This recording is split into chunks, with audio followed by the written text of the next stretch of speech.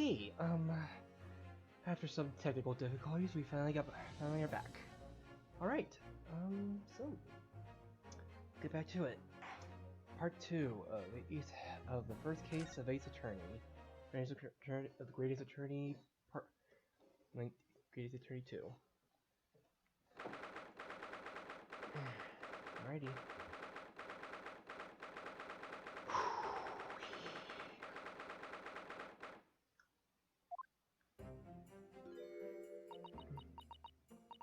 Hey, Jonathan. I'm so sorry, Sasato. I should have told you about the toxin. Ray. You have a strong sense of responsibility, I know. That's why you decided to shoulder the burden alone. No, that's not it at all. I was just scared of my failure coming to light, that's all. So I hoped to retrieve the substance from the Englishwoman before anyone found out.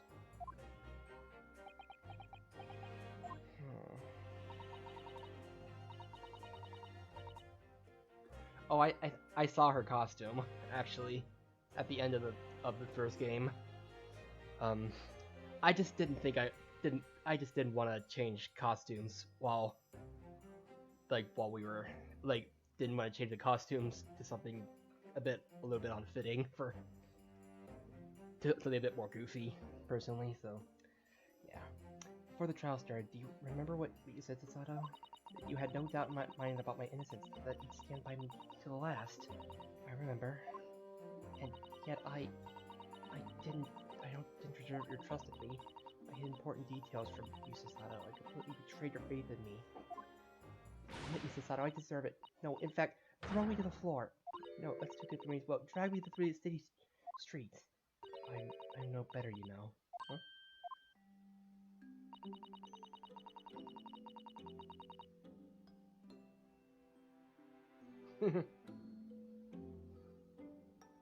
Right. Even though in my heart I knew that you'd pulled the knife blade from Miss Brett's back, and there was just a brief moment when, in my mind, I doubted you. Sato, I'm sorry. After I stood there, I promised that I'd stand by you and that you'd always be on your side. I betrayed your faith in me too, and as such, I failed you as a lawyer. Oh, no. I think the situation has taught both of you a valuable lesson. Placing your unbridled faith in another is no easy task. That's good. And yes, Father, that fact has certainly struck home. Which is why I can see more clearly now. So, Ray, yes? Can you find it in your heart to forgive me? Oh, Sasato. You know you'll always be a gallant, dashing lawyer in my eyes now. Oh, Ray. Oh. Yeah, very chill. Very chill. Anyway, I was so scared, you know, when it happened. I didn't know what was going on. The Englishwoman was sitting at the back of the hut, listening to what I was saying. I know it was you who stole the poison. Oh, now, whatever do you mean? And then, a moment later, she suddenly got to her feet. Before collapsing on the floor in front of me. And with a knife in her back. It all happened right before my eyes. And you were the only people in the hut at the time? That's right, it's just Miss Brett and myself. There was no one else. So I just don't understand how she could possibly have been stabbed like that. A great mystery indeed. I can't believe it happened. That's why I couldn't bring myself to speak up. It'll be alright. However, it happened, and whatever really went by the sea that day, I promise you that I'm going to prove everything you said you saw is true. Spoken like a true Mikotoba. Now, I think we should discuss what's coming up in the trial, don't you? We don't have much time. We must make sure we have our facts in order.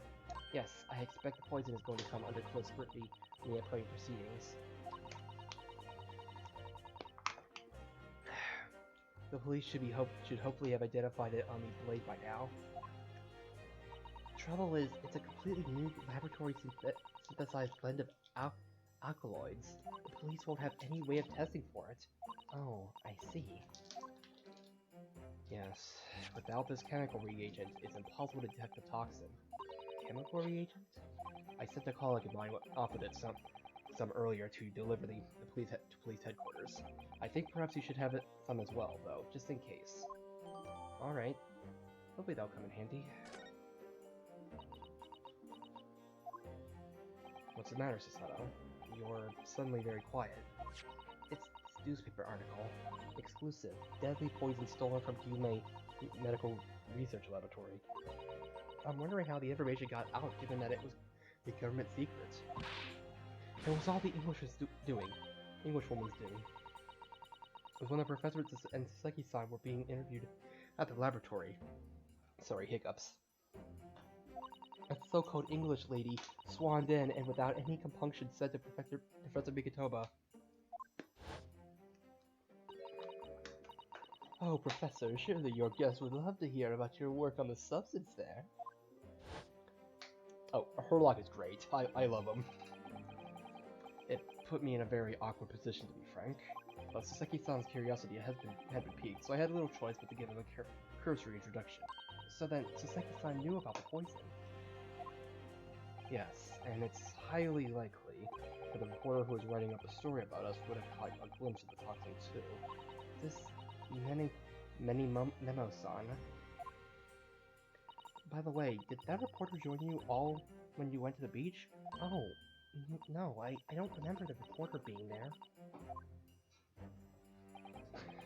Indeed, he shouldn't have been. I very much doubt anyone would have wanted him there. Oh. A known criminal had been given permission by the authorities to bathe by the seaside. Saseki-san pointed out that inviting a reporter might be problematic, so the man was sent back to his office. Yet he obviously didn't go back. He secretly followed the party to the beach and took this very candid photograph. And then presumably he posted it anonymously to the police. Yes, that must be what happened. So, we just heard that a new witness is now ready to testify. The trial is about to resume. Please proceed to the courtroom at once. It's time to steel ourselves once again, then. Defense attorney, Ryotaro Naruhodo? Yes?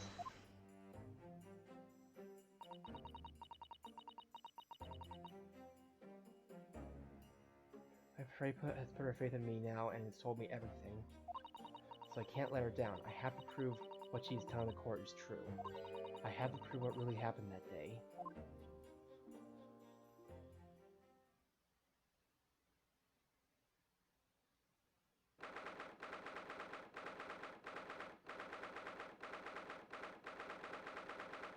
Okay. Oh, frick.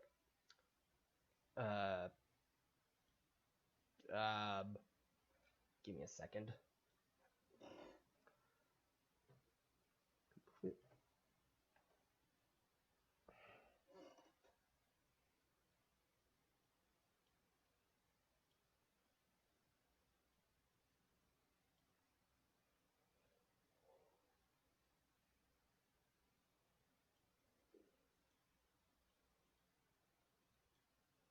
Just gotta do that.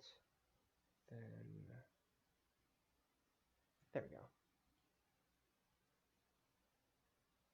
Okay. Nope. Back here.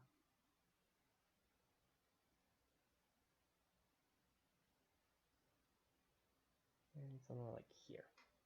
Okay. Okay.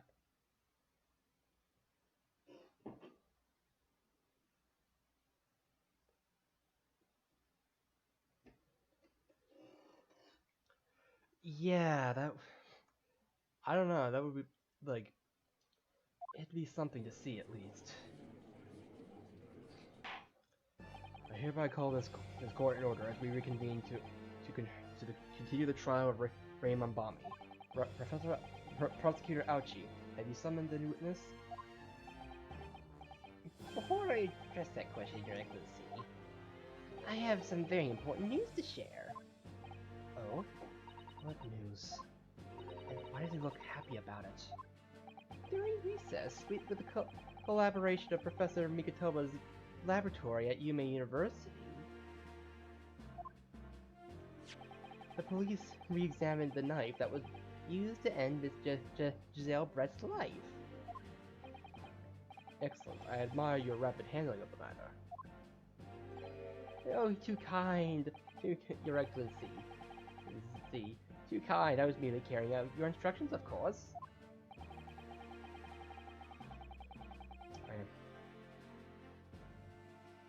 I had the reagent delivered to police headquarters by Rickshaw, so it should be there in good time.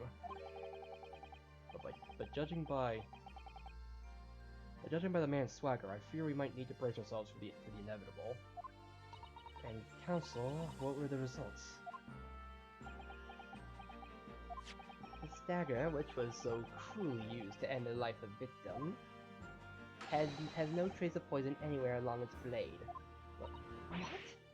You sure about that? That would stake the reputation of the police on it.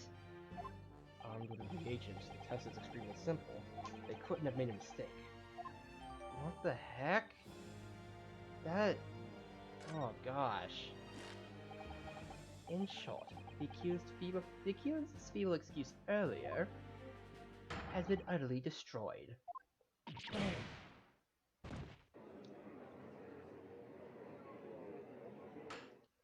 Now, the prosecution is ready to call it the new witness.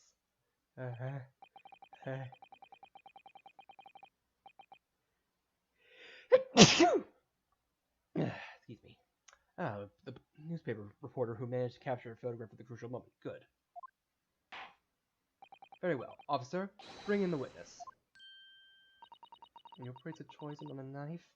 But if that's really the case,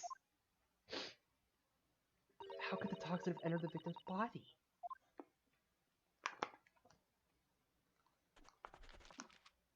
It was the pen. It had to be the pen. Witness, please state your name and occupation for the court. Write in many memo. Like, of the Shoyu News, I'm what people like to call a journo. What's a journo, Father? Do you know?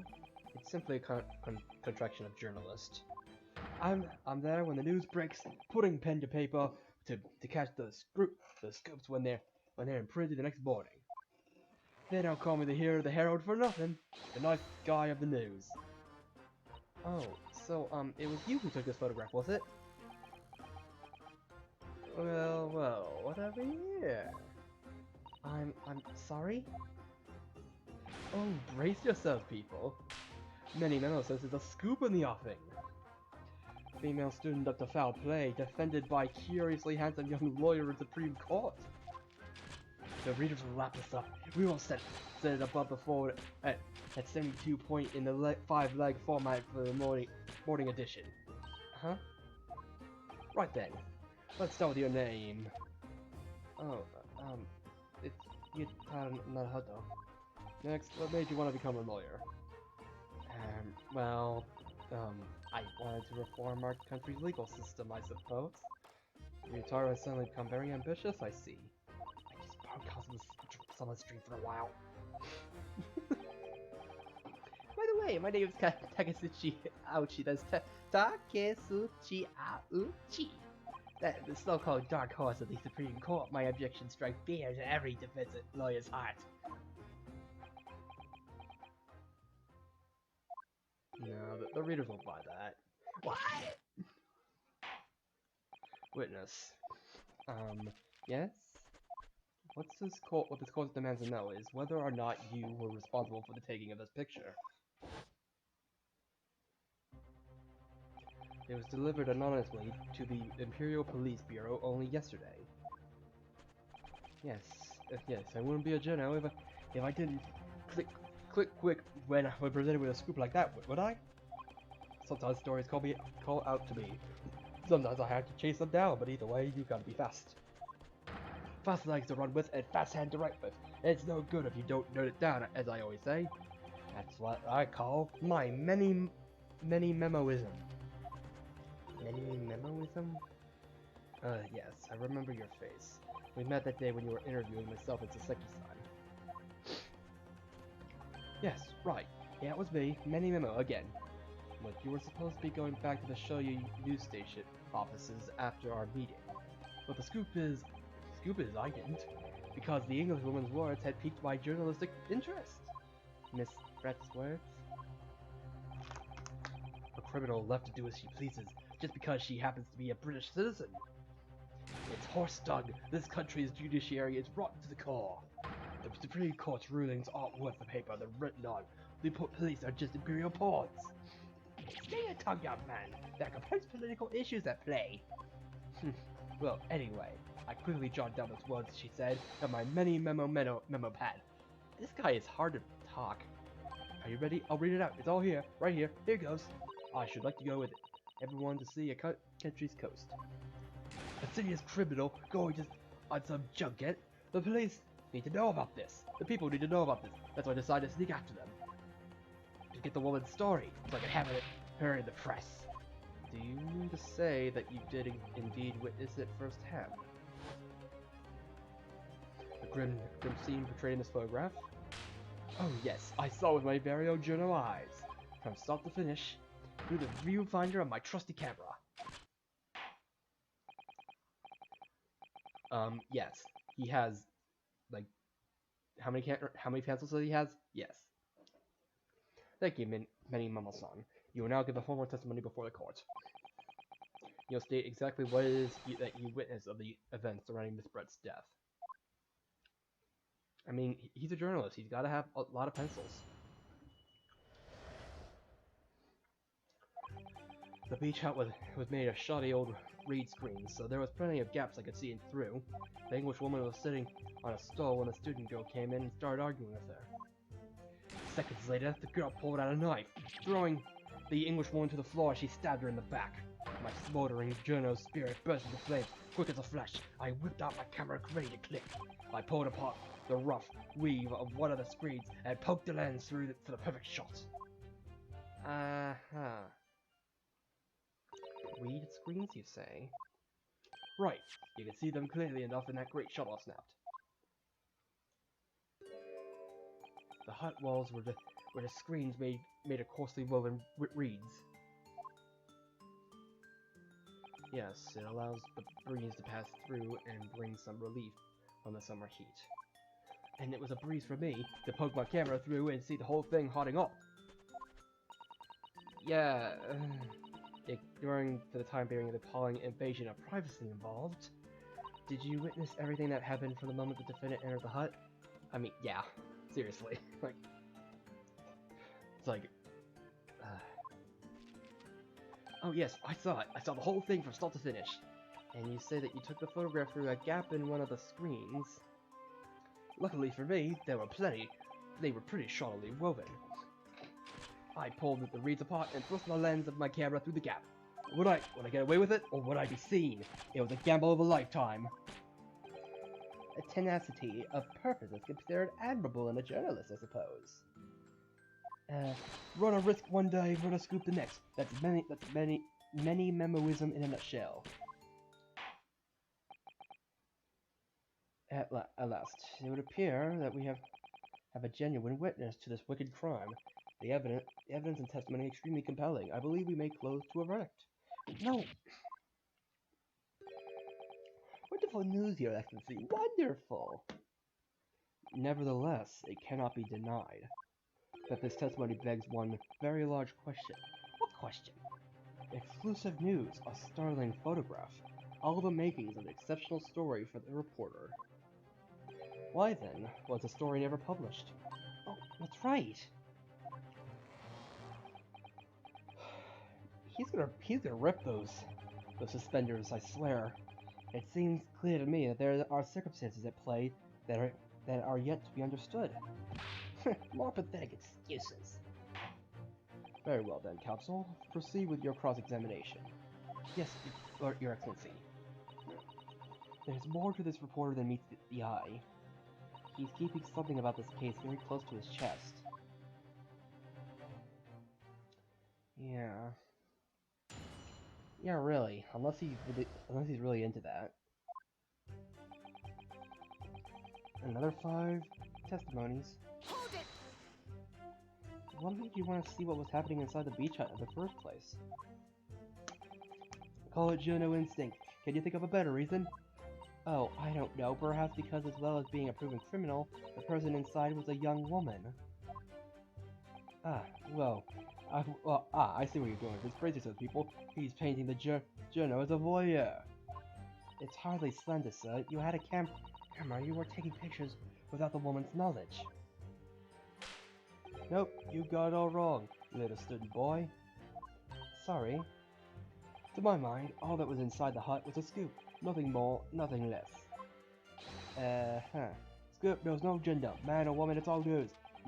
That's not even mesmerism, it's basic journalism. If only the courtroom wasn't as indiscriminate. Right, so if that's all buttoned up, can we move on? Tell the court then, witness. Witness, what sight fell your eyes when you looked inside the hut? A sight that vindicated my journal instinct, that's what. When I pulled back the reeds, I could see it all as clear as day. The English woman was sitting on a stool when the student girl came in and started arguing with her. Hold it! Just hear what she was saying? So you actually saw my mommy-san entering the hut. Yup, and she was raging like my Juno spirit. And the argument you mentioned, what was that about exactly? You stole it, I didn't steal it, that kind of thing. I'm talking about the poison, I suppose. The student girl walked up to the English woman and started laying into her. I made if she laid her in any more, they would have been eggs. What? A man should have been an author. His descriptive talents are wasted on journalism. But the student's rantings fell on deaf ears. Like a Japanese person listening to English for the first time. He was really have to work on his similes first, though, to be honest. Anyway, the point is that woman is a dog, and the dog was mightily angry. And her temper finally got the better of her, it seems. Dear me. Which was the climactic moment I caught on film. Seconds later, the girl pulled out a knife, throwing the English woman to the floor. She stabbed her in the back. Hold it! Do you swear before the court that you actually saw the precise moment when the stabbing took place? The precise moment? I didn't see just that. I saw the whole hellish scene play out, from start to finish. I have here a simple plan of the beach hut.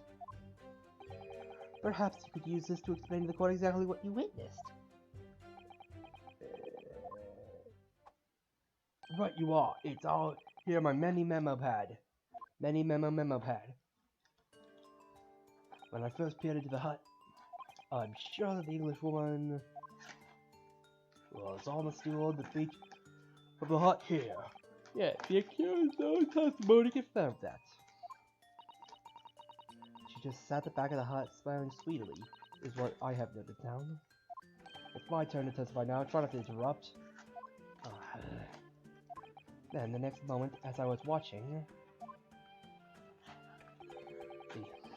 the evil student girl entered the hut. After a while, the pair of them ended up in the middle of the hut, arguing furiously. The Englishwoman went for the student, but the girl dodged out of the way. And in a flash, plunged the knife into her adversary's back as the two passed each other.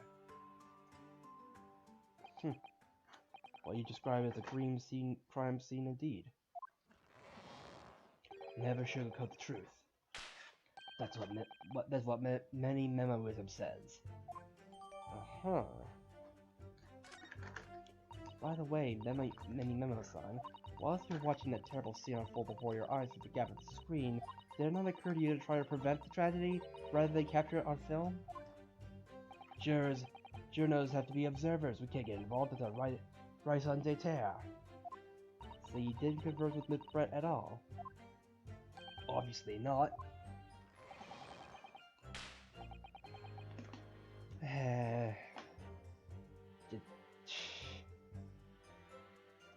I mean, honestly, there's a lot of reasons why why people don't get involved when they see something horrible happening before their eyes.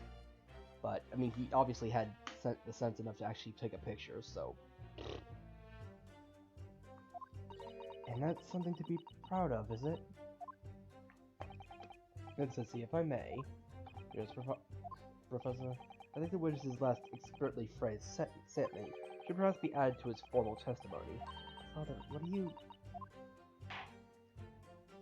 I will grant the defense's request. Many Memo-san? You will supplement your formal testimony with the aforementioned statement. Well, nihilism is the foundation of many memoism, but I'll gladly prove my words aren't meaningless. Uh-huh. I never once set foot in the hut nor spoke with the Englishwoman. I was only there as an observer.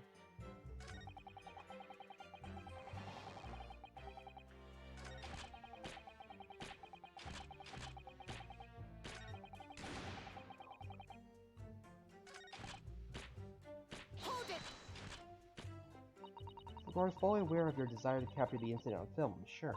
But why then did you choose to post the photograph anonymously to the police?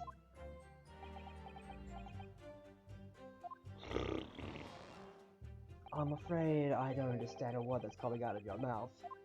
I'm asking why, as a journalist, you decided not to make a story out of the incident. Think of me as a sculptor who makes art out of the sordid, private details of other people's lives. But I never discuss my own personal life on principle. I mean, that's a basic many memoism. Something to boast about. I doubt your burning desire to see the truth exposed. Justice was what motivated you. That's it, that's brilliant. My burning desire to see something or other exposed. There has to be a good reason why he didn't think to write an article about what he saw, though.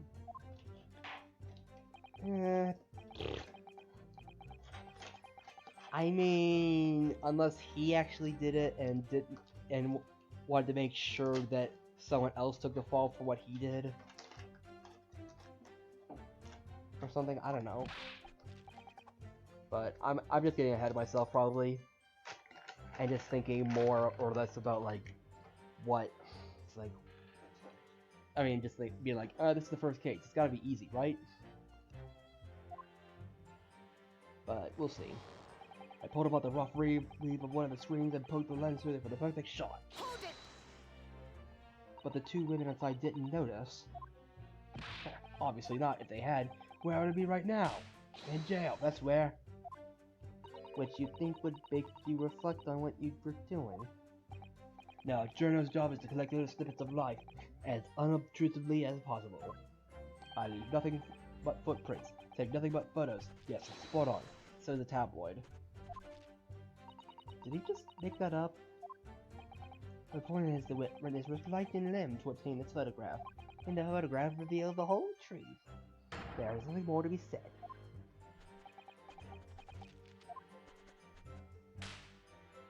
I never once set foot in there nor spoke with the Englishwoman. I was only there as an observer. Really? You didn't set foot inside the hut at all? Are you quite sure about that? I think you may have the wrong impression of me. You're talking about a murder scene here. My nerves were stretched to breaking point already. Oh, I see. You're scared. Maybe I did have the wrong impression of you, yes. It was all I could do to stifle a scream and hold my hand steady enough to snap the shot. You really should have summoned help before taking your camera. Many memoism and humanism don't always agree, and most of the time in those instances, many memoism comes out on top. As a sculptor story sometimes I've been cruel for my art. Yes, that's spot on. Surely he's making all this up. He claims to have spied the whole affair from start to finish. If true, his testimony is devastating. But it does seem as though he's holding something back, doesn't it? If that's how you feel, I suggest that you trust your instincts and press him on everything he said. As you've no doubt seen done many times before in your role as judicial assistant. Yes, I have. I have seen witnesses like this pressed often. I know exactly what to do.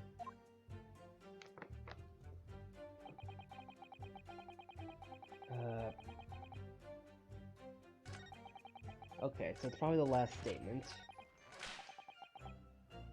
Okay. Let's see. Let's take a look at this. Okay. So, okay. So, culprit and victim.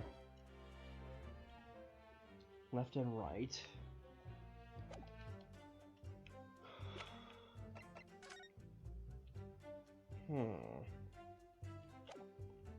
Never once set foot in there.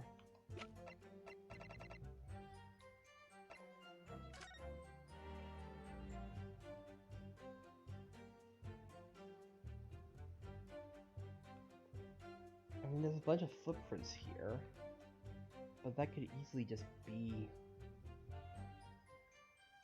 I mean, there's a bunch of footprints here, but there's nothing really explicit about them.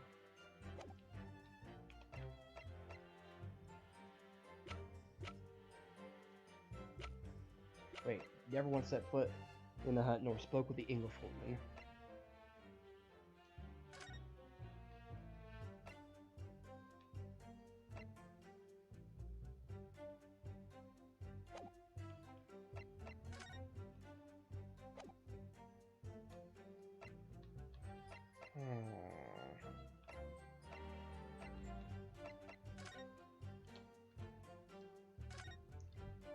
The label appears to be written in a foreign language that I don't know.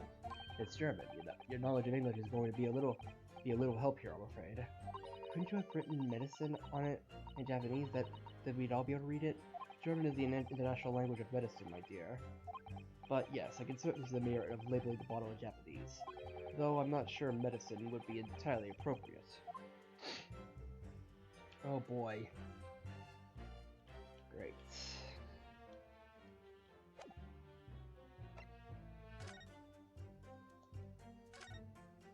Ah yes, this must be the victim's blood.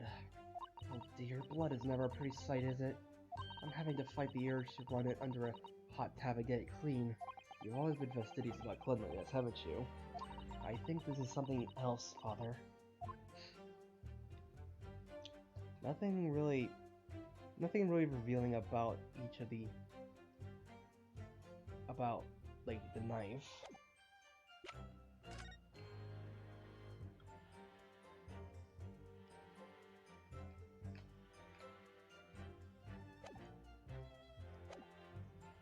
Oh, oops, sorry.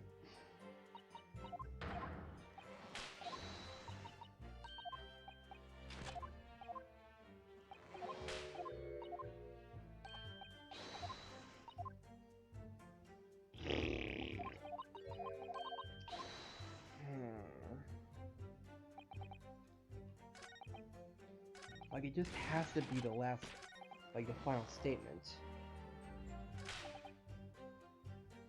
Like, it has to be the statement. Like, absolutely has to be the statement. I mean, okay, there's a bunch of footprints here. Maybe it's this. Objection! Nope, okay. Had to try it. What about the witness's last statement there? Well, the question is, counsel, what are those white eyes of yours? Well, okay. Only there and as a yeah.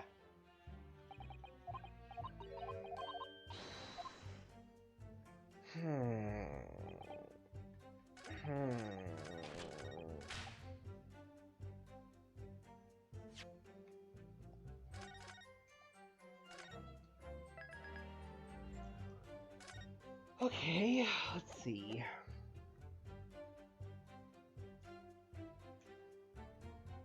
Let's see, only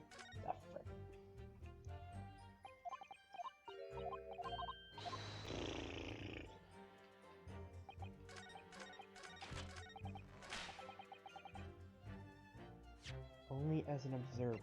Only as... Like, okay. He never once spoke with the Englishwoman, then what about the poison? Objection! Nope.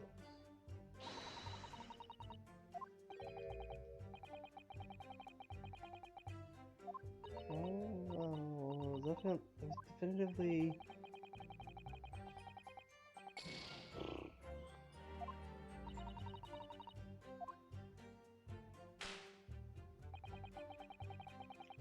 Okay, am I barking up the wrong tree here? I am totally barking up the wrong tree here, aren't I?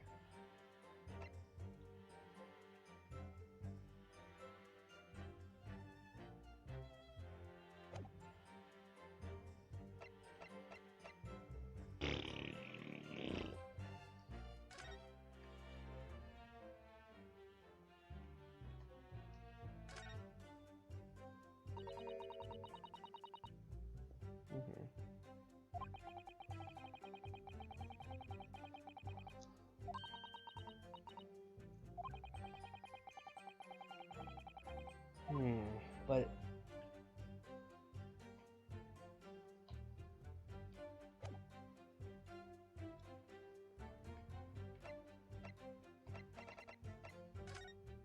wait, is she holding the pen in this? Wait a minute, she's not holding the pen, is she?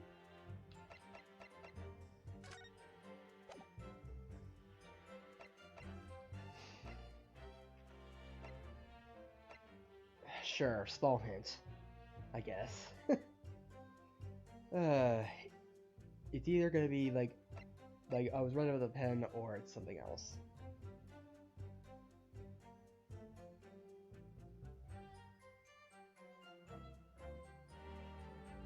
Let's.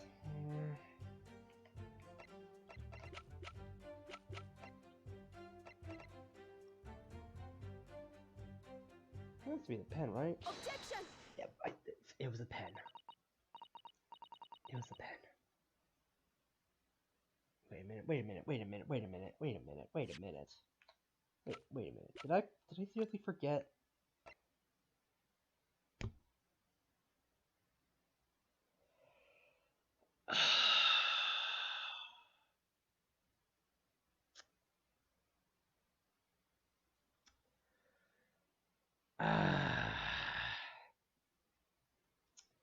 How did I miss that? Seriously, how did I miss that? Gosh. Many Memo-san. Until now, I've had a firm belief that newspapers are in the business of uncovering and publishing the truth. You're spot on there. The press doesn't lie, which is why I'm proud to wear. Oh my gosh, I am blind as a bat. I am so freaking blind. My gosh.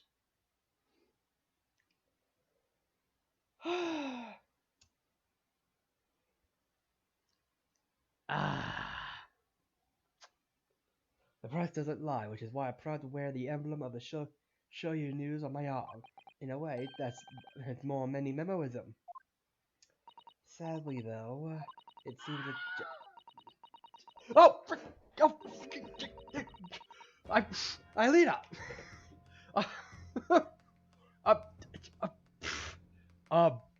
Hi!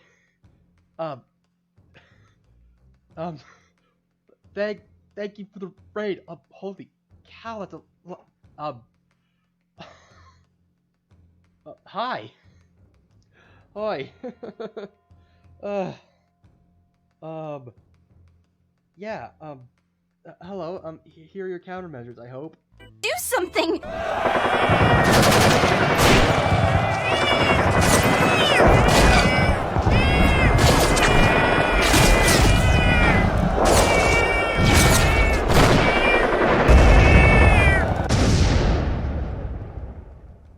It's out of the park!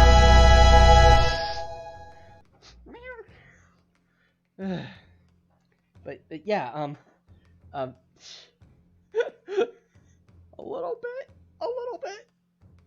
little bit jump scared me. It's jump scared me enough to actually, for me to forget how to control myself. But yeah, thank you all for the raid. And thank you, Eilita, for the raid, and thanks everyone for being here. We're playing The Greatest Attorney. This is the first case of the second game. So as much as I like having a lot of people here, if you haven't played this game and want to play it and care about spoilers, you probably want to leave now. So, but if not, then enjoy yourself. And we're just, yeah. It seems the journalists who write for these papers don't always share the same passion for the truth. What are you suggesting? Those recriminatory words, Counsel? Many Memo-san, do you recognize this fountain pen? Not now. Yeah. I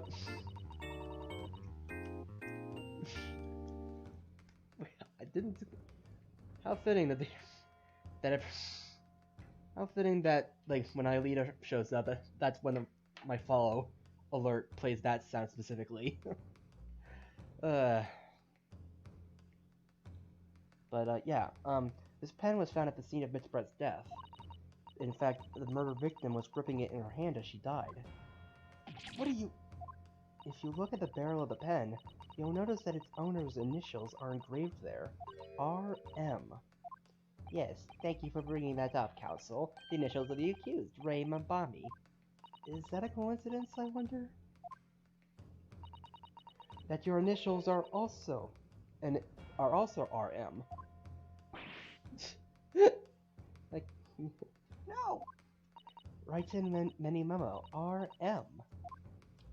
That's horse dung! Can't you see I'm one of the central tenets of many memoism, is being a pencil user? And yet, as the court will clearly be able to see on your right hand, there's a very obvious blue ink stain. It would appear that you must have rather carelessly left it somewhere recently. Your favorite fountain pen, that is. Horsey horse dung! Many Memo-san, is it not the case that before she died, you met with Giselle Brett in the beach hut? Objection!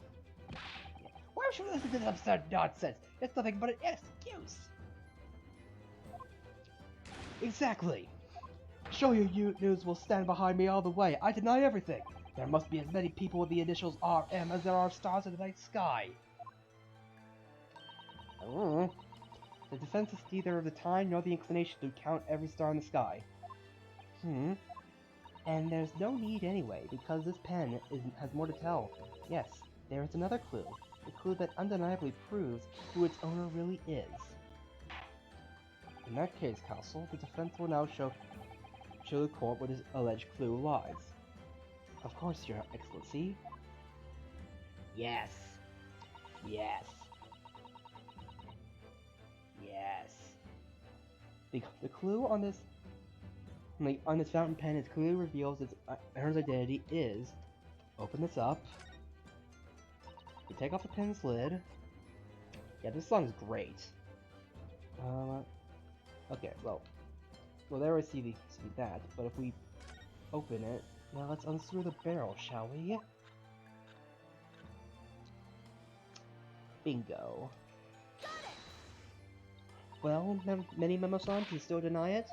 Let me see now. I think if I had to give it a headline, it would be... Night Sky Stars cause county confusion for cocky courtroom counselor. Sorry? Go ahead, Counsel. The stars await. Wait, what? Wait, what? Seriously? I think I must have made a mistake. You already first in court with the revelation that there's a clue on this pen to its owner. So in the smallest additional step to actually point out the clue. Concentrate, yes, I'm sorry, let me try again. How did I miss that? Okay. Jeez, I'm already at 2, like, I still only have 2, I've already used 3 strikes right at the beginning. Like,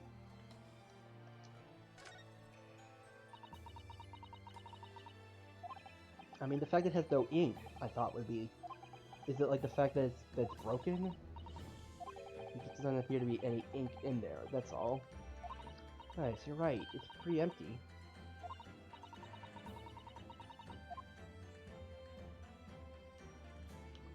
I mean, there's also the emblem. There's some sort of emblem here, look. But isn't that it isn't a Yume University one.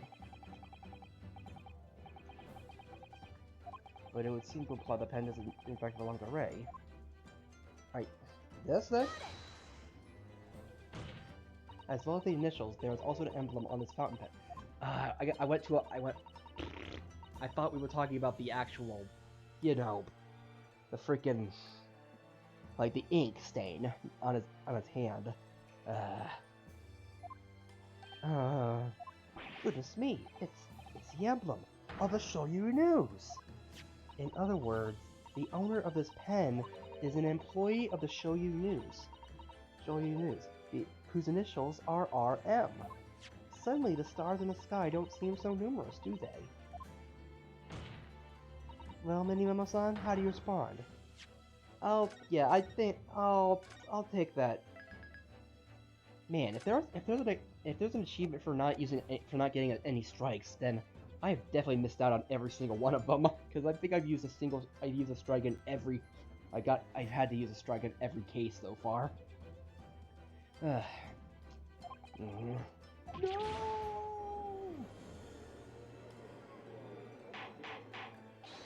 Order! Explain yourself, witness.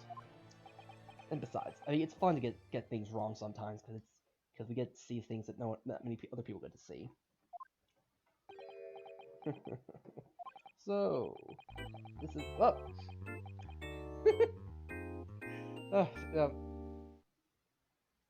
yeah. Thanks to everyone who was following early enough for the follows. Yeah.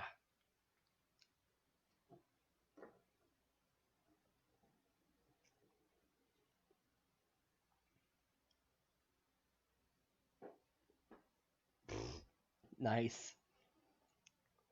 Using coercive tactics to have well-meaning citizens reveal harmless secrets.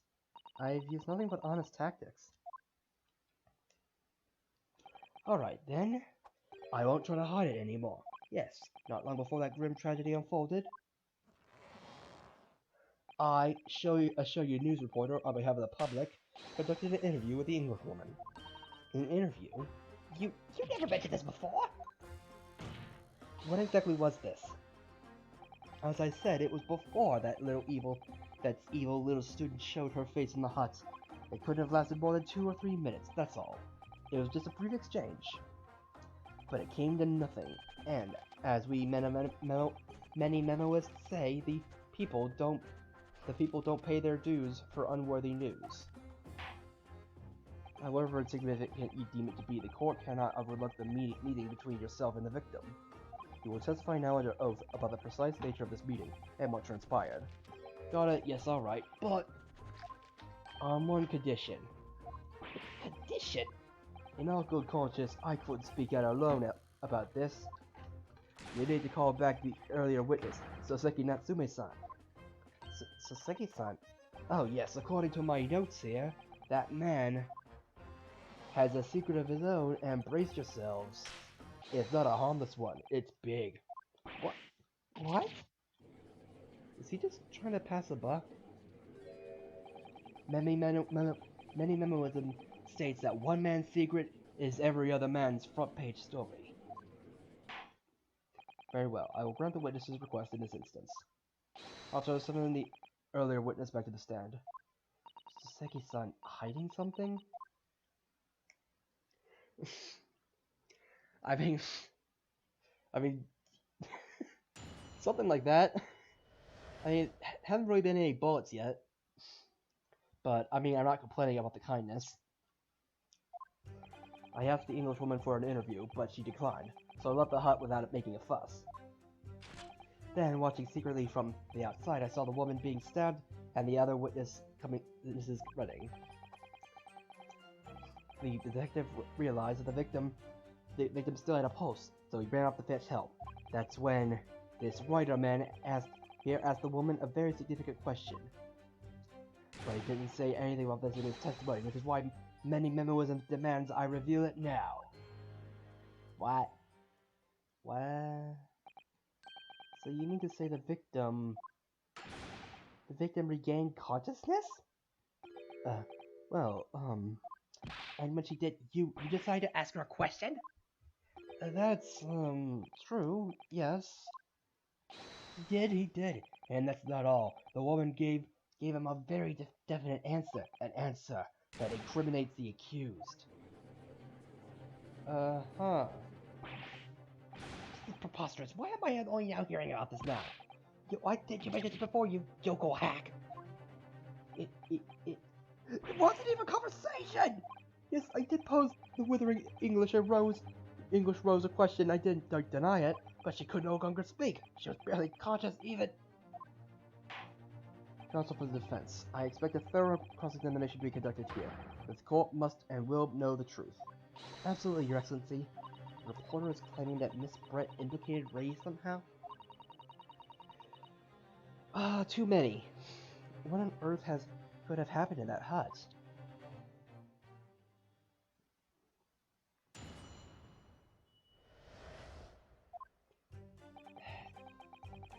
A dozen is too generous. I asked the Englishwoman for an interview, but she didn't decline, so I left the hut with blah. You asked her for an interview, you say? Well, of course I did. I wanted to ask her about the incident she was involved in at the end of last year. About the case in which John H. Wilson lost his life. That's not the way I phrased it. Many memos and calls full of straight talking. Why did you murder Dr. Wilson? Is how I put it to her. Yes, that is sort of talking as straight as a ruler. And probably the reason why she probably wouldn't want to talk to him. Like, talk about it. Ask every question as if you're asking for a menu in a restaurant, I say, is the best way. A veteran at the paper taught me that. And how did Miss Brett answer? With one simple phrase, mystery is a woman's charm. Whew, that told me. So I waltzed right out of there. Really, something about that doesn't seem to quite fit together. Leave every room as if you're waltzing into a dance hall, I say it's the best way. The veteran of the paper taught me that.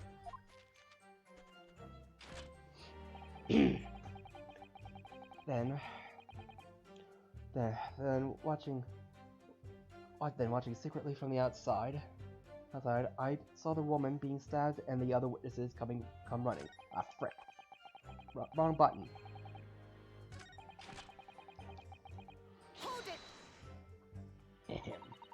That was very persistent of you, considering that Miss Brett had just turned you away. Persistence wins the prize.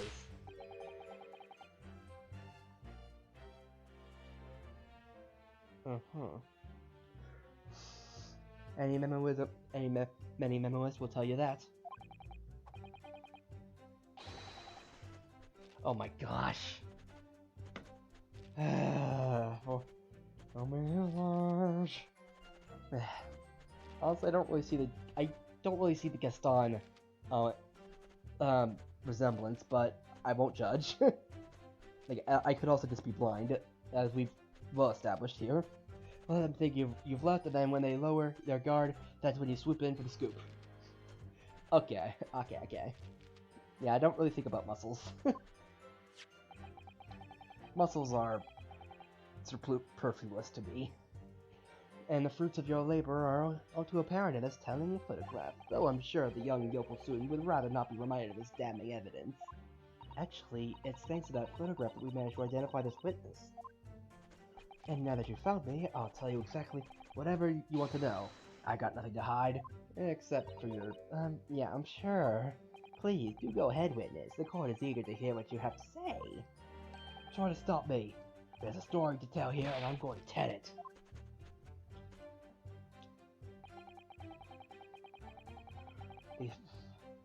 The detective realized the victim set a pulse, so he ran up to fetch help. If the Seki-san remained behind in the hut? That's right, yup. Our author friend here was a blabbering wreck, shaking all over from his head to his toes, mustache twirling, twitching, eyes bulging. What do you expect? You don't know the terrifying troubles that haunted me while traveling abroad. Back behind baleful bars. They're coming for me, surely. That's all I could think, as I felt as though I were gasping for air, drowning in a sea of cold sweat. Poor Saseki-san, his experiences in London have scarred him deeply. As the world seemed to close in around me, I quietly recited a prayer to Amida Buddha. Eternal emptiness, empty eternity! The end is coming for me, surely! No sutras are to resound in my courtroom, please. And now we come to the crucial part.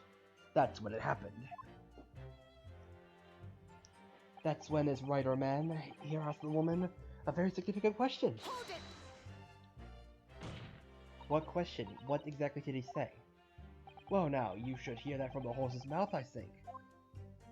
Don't you, Mr. Writer Man? Ah. Yeah, he kinda did. Yeah. I just don't like really bringing it up. How was it, you Yoko hack? What did you say to her? What did you say to the dying English woman? Well, in truth, I've been catching crabs at the water's edge and building castles in the sand, you see. Well, the seaside is a place to be at leisure, I suppose, even for a grown man. Hey, don't knock it till you try it, man. Like, building sand castles is still fun. Fun even for me. But then all of a sudden, from that little beach hut, a young girl's panic-stricken cries for help pierced the air. Ray. I ran up to the beach and to see what was happening, to find the defendant leaning over the collapsed victim. As soon as Inspector Hosonaga saw Brett on the ground, he sprinted off to get help. And then, just a moment later, I heard a faint moan. A moan from the dead Englishwoman. Ooh. I nearly jumped out of my skin! But what did you ask her, Saseki-san? I asked her, who did this to you? Don't pressure this any longer. How did the woman respond? She didn't! She said nothing in response! But... Huh? So she said nothing. I understand you will answer the questions asked to you unambiguously. Now, without evasion or reticence, I demand you get mentor testimony. I will! Hey! You booped me. I asked her, but who did this to you? But she never replied. Hold it! So you tried to find out who the culprit was. He who asks the question is a fool for a minute. He who does not remains a fool forever. And having been labeled a criminal twice during my time in Great Britain, I was quick to make up my mind. I better be a fool for a minute than remain a fool in prison forever. I mean, fair enough. That's actually pretty smart for him, actually. However, you indicated the victim failed to respond, is that correct? I know why. The Englishwoman said nothing. She was ignoring me because of my stoop and mustache, because I'm Japanese! Oh dear, Saseki-san really has his dislike for the English, it seems. Having read the report of his time in Great Britain, I can't say I'm surprised at his xenophobia. But the Englishwoman didn't ignore you at all, did she, Mr. Rhino Man? Well, yes, alright. She did respond in a manner of speaking, I suppose. She just lifted a trembling finger and pointed in the direction of the defendant. Oh, frick. Poor Saseki-san has been fidgeting constantly in the stands next to Mema-san. Yes, like a naughty child waiting for punishment from his parents. It rather reminds me of you when you were younger.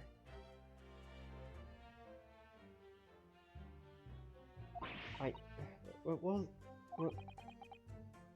never mind that. The question is, how far can we trust this reporter's account of events? We must focus our energies on gathering information and establishing facts. Yes, I did miss one thing, because I keep doing that. Hold it! Miss Brett pointing a finger at the defendant. Saseki-san, is that really true? It's not easy to stand here and say that, but when we first entered the beach hut, The Englishwoman was sprawled on the floor before us, with a student girl standing on the far side of her. And when I asked, "Who did this to you?" the Englishwoman summoned her up her last ounce of strength to point a trembling finger at the back of the hut. It can't be denied, the direction of the student girl who stands accused today.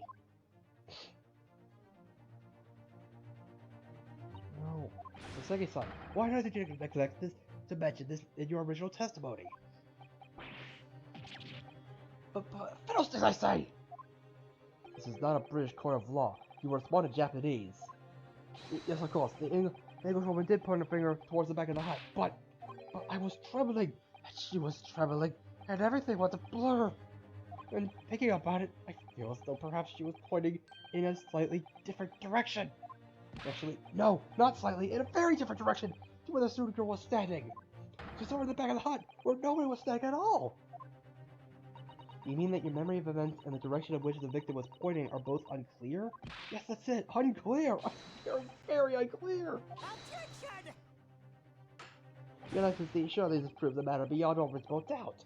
Yes, this woman may barely have been conscious, and yes, perhaps her figure wavered slightly, but there can be no doubt that this was an attempt by the victim to confirm the identity of her assailant. Why?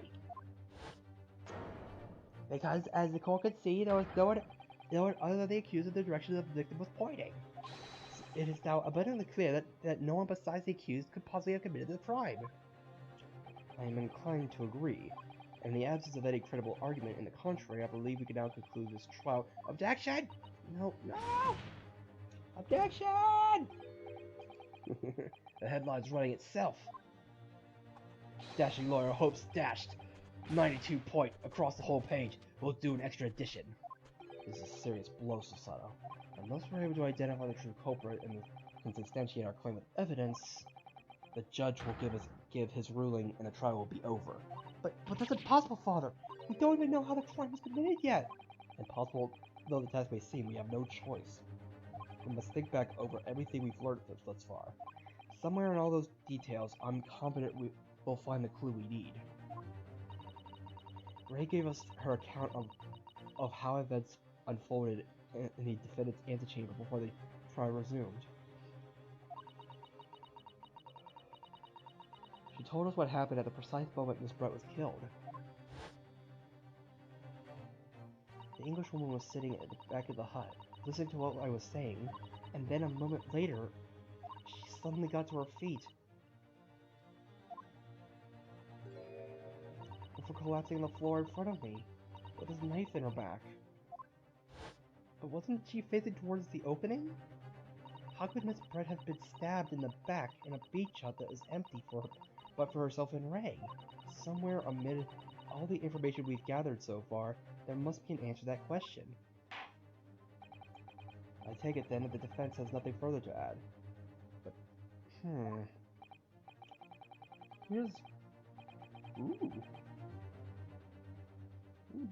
Wait, pretzel-flavored M&M? I prefer the milk chocolate M&Ms, personally. So the gallant yokel student luck's finally run out. Turns out, I can't say I'm surprised. In that case, I am ready to deliver my final verdict on the matter. This is a crucial turning point now. If I can't establish what really happened, it's over. Where was the real culprit hiding? And how did he or she stab the victim? Objection!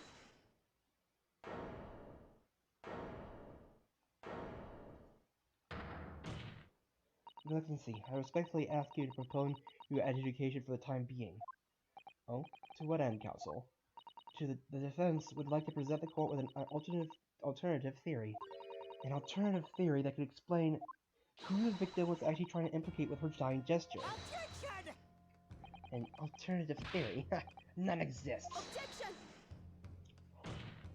There was someone else present at the scene. There was someone else present at the scene who could have committed this crime. What? And the victim, Miss Brett, tried to reveal who it was to those around her at the time, by mustering all her remaining strength and pointing a trailing finger in the killer's direction. This is fiction! Fantasy! Very well. as you seem to be so sure of yourself, Council, I am prepared to hear your alternative theory. So, young Ryotaro Naruhodo. Yes, Your Excellency. You will present your latest theory to the court by means of this plan. At the moment the victim was stabbed, where exactly are you proposing the culprit was concealed? Well, I mean, if we're saying...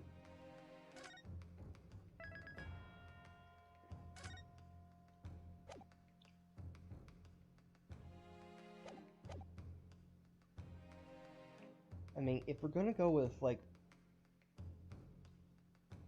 But frick!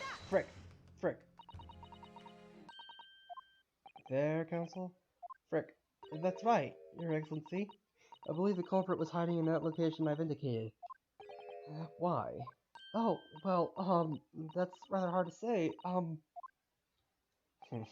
Clearly this particular theory needs no further consideration given your wide-eyed look of alarm. Dear, I chose poorly. Okay, I'm just gonna load that because that was an honest-to-goodness mistake. It's not just me trying to avoid getting a guilty verdict. Trying to not get a guilty verdict. I'm just thinking, what if, like, around here, the true culprit was in this area here. Oh. Okay.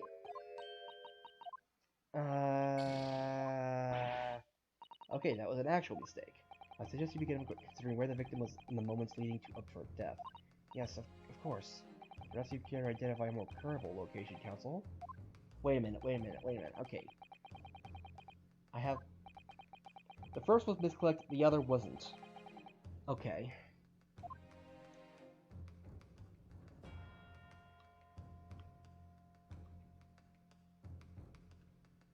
What's this over here? Like, because... Okay. Here's my thought. Okay. I have a weird... I'm just gonna try it. Nope.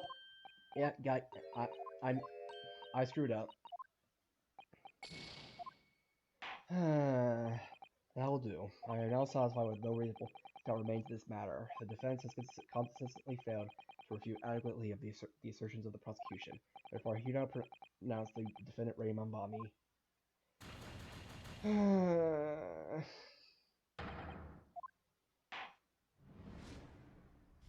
Correct. Okay.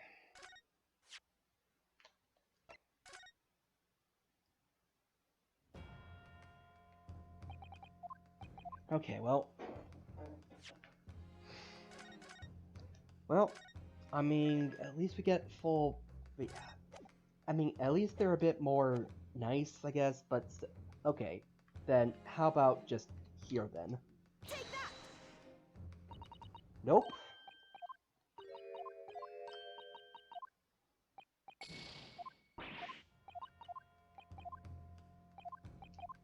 Okay. I need to look at the court record. Okay. Now, yeah, the culprit is not hiding in there then. And that's a dress. That's a table. So there's really nowhere to hide it around here. Like, it has to be like from... Wait a minute. Oh, that's wine. Okay, so she was facing that way. No, she was facing towards the... Okay, she's facing towards there.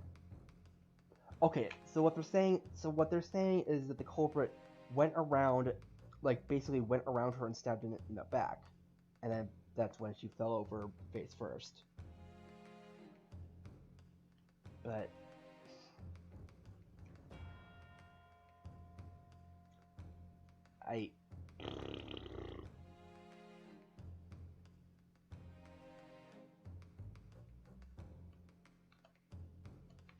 I guess we'll just go... I just go with everything, I guess. Like, the dress. Can't possibly be the dress, right? Okay. Just going with the obvious answers first.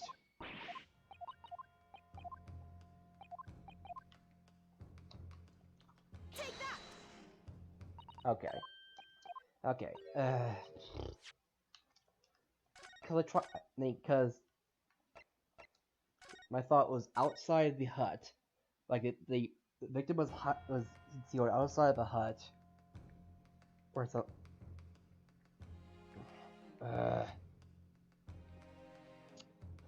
Sure. I mean, I'll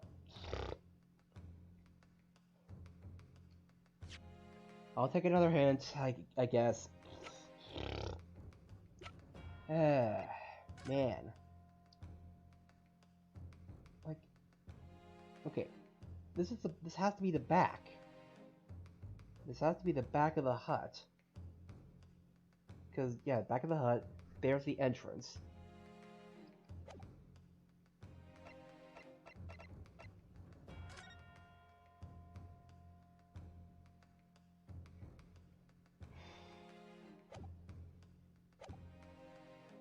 Like about here, maybe?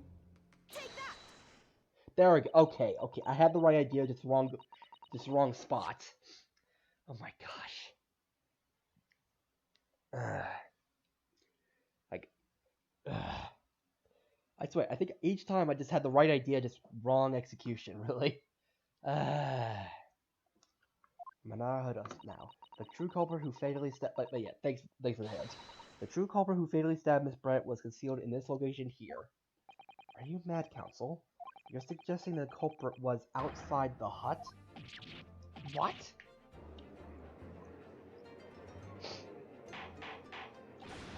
Order! The student lawyer, not a Esquire. Esquire, that makes no sense at all.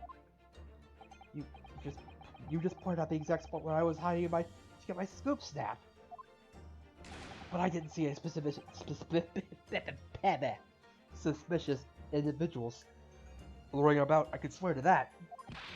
Obviously, if the culprit had been outside the hut, there was no way he or she could have stabbed the victim who was inside the hut.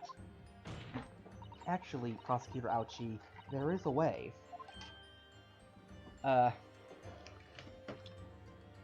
Okay. Give me a second.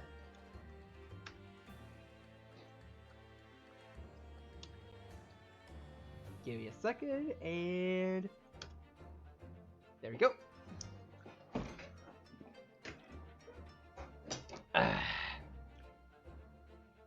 Alright, where were we? There we go. And in point of fact, the defense can provide evidence strongly suggesting that this is that is precisely the way Miss Brett was killed. You're bluffing! The defense's assertion is clearly too fantastical for the court to comprehend. You'll need to give us more guidance, Counsel. What piece of evidence corroborates your theory that the victim was stabbed from the outside the hut?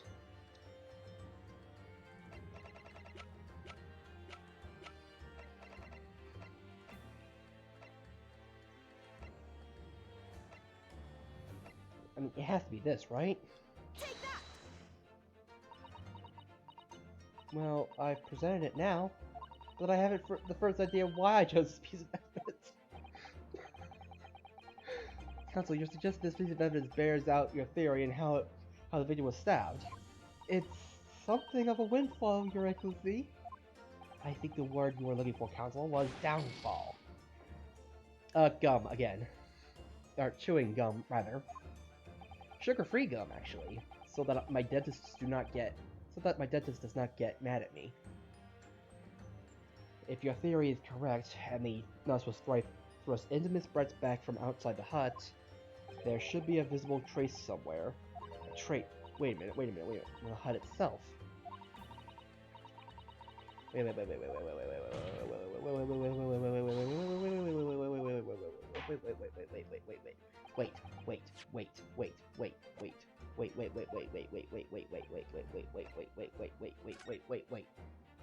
Are you saying... Oh my gosh! The original photographic print of the crime scene? Yes, it's clearly visible in this print. A trace of the fatal thrust that was delivered from outside the beach hut. Did you take us for fools? There's no hint of any such thing.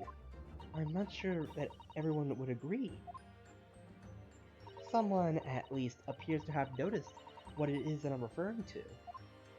Also, thanks for the hug. Counsel, once again, I must ask you to be explicit for the court. Where on this photograph is the stabbing that you claim took place from the outside the hut?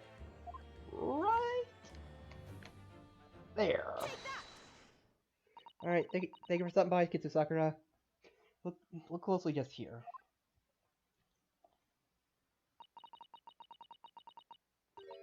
Thanks for the hug.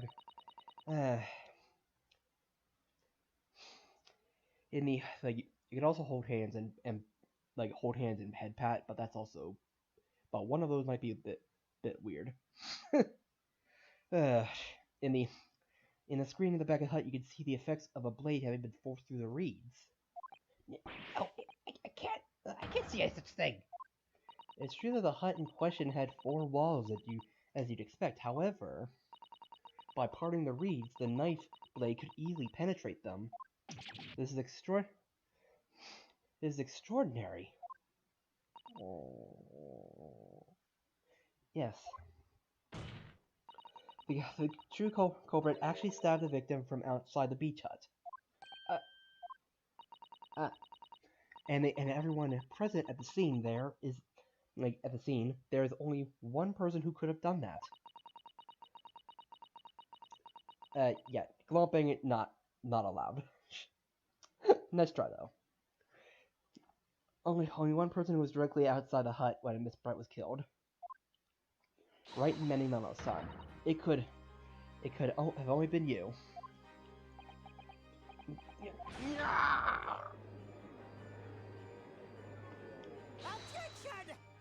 The preposterous idea leaves me almost speechless. Let's just look at the photograph again. The victim lies almost exactly in the center of the beach hut, does she not? Are we to assume, as part of this farcical scenario, that the assailant was a knife thrower? Objection! No, of course not. We're not? If you recall the testimony of the defendant about the events just before the victim's death, inside the beach hut, I confronted Miss Brett, but she just sat on a stool in the back of the hut, smiling sweetly at me, as if she knew she was untouchable. A stool? Have another look at the photograph. The slit in the read screen would align perfectly with the back of a person who was sitting on that stool. My word. So, in fact, the victim was killed whilst sitting on that stool by a stab wound in her back delivered through the read screen. Having been attacked, Miss Brett rose to her feet instinctively, but then, unable to speak, she collapsed on the floor in the middle of the hut, before the defendant Membami-san's appalled eyes. And that, Your Excellency, is the truth of what happened on the beach that day.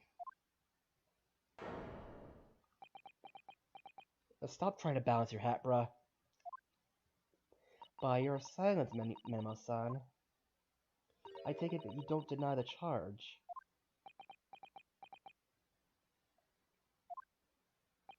This is absurd! I apologize, I'm not usually as loud as I'm not as loud as I usually am, but trying to be quiet today. That will do. It would appear that we have a tacit admission of guilt from the witness. Accordingly, this court has successfully established the truth of this matter. The defendant, Membami-san, is innocent of the crime. Yeah! Oh, thank goodness. I finally made him cave. I must say, I've never been more proud. No, this can't be! That's impossible! The Oji clan can't! What a my growth of hope! It wasn't an apparition! I'm telling so this I won't! But we didn't have a breakdown, so he's going to say objection. That's our date of the continuance of this trial. I will therefore move to conclude proceedings by delivering my final verdict and... Yeah, Yeah. Well, or rather, folk. One is no longer of this world. So, yeah. Anyway, It's all very inconvenient. This is just the highest court in our mighty empire delivers justice, is it? Suppressing well-meaning citizens' freedom of to speak, and bringing them as criminals. But we've established that the victim was stabbed from the outside of the hut, through the reed screen walls. And no one but you was in a place to have a time to have his hand on the hilt of the blade. It's a perfectly logical deduction. So, your argument hinges on the location of whoever stabbed the Englishwoman, does it? Well, it seems a little irrelevant now. Irrelevant? Where she was stabbed, how she was stabbed, it doesn't matter. I mean, whether she was stabbed at all makes no difference if you think about it. After all, the trial's already shown the whole thing hinges on something else.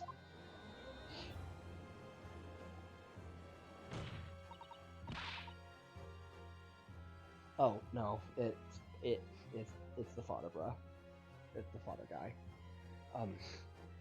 What are you talking about? Brace yourself, little man. I'm talking about the fact that everything's changed because of the dirt you dug up. What? Enough obscurity. Explain yourself, witness. What's to explain? I'm talking about the poison, of course. The poison? Let's ask the professor for a comment on the situation, shall we? I understand that a deadly poison you were developing was stolen from your laboratory, correct?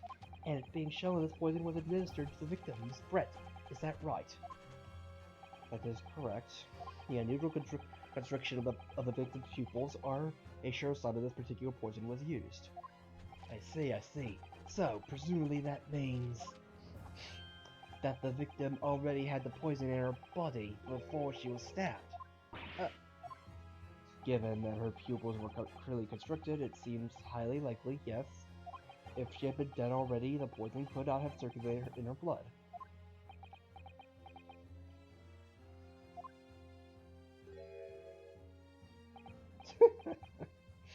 How refreshing to hear an argument of a metropolitan mind. Precisely. It matters not a jot who stabbed whom and whose back and with whose blade. Because, quite simply, the Englishwoman's life was taken not by the knife, but by the poison. Objection! But that can't be explained by the poison being on the blade, as I already... Objection! I forgot already, have a yokel. During these very proceedings, the laboratory of the professor at your side assisted in proving that a blade of the weapon used to attack the victim had no trace of the poison whatsoever. Then it has to be the pen. It just has to be the pen. So they get this down. Facts as skillfully established by the defense in this trial. There's to be a headline making red herring. Is that about right? Well...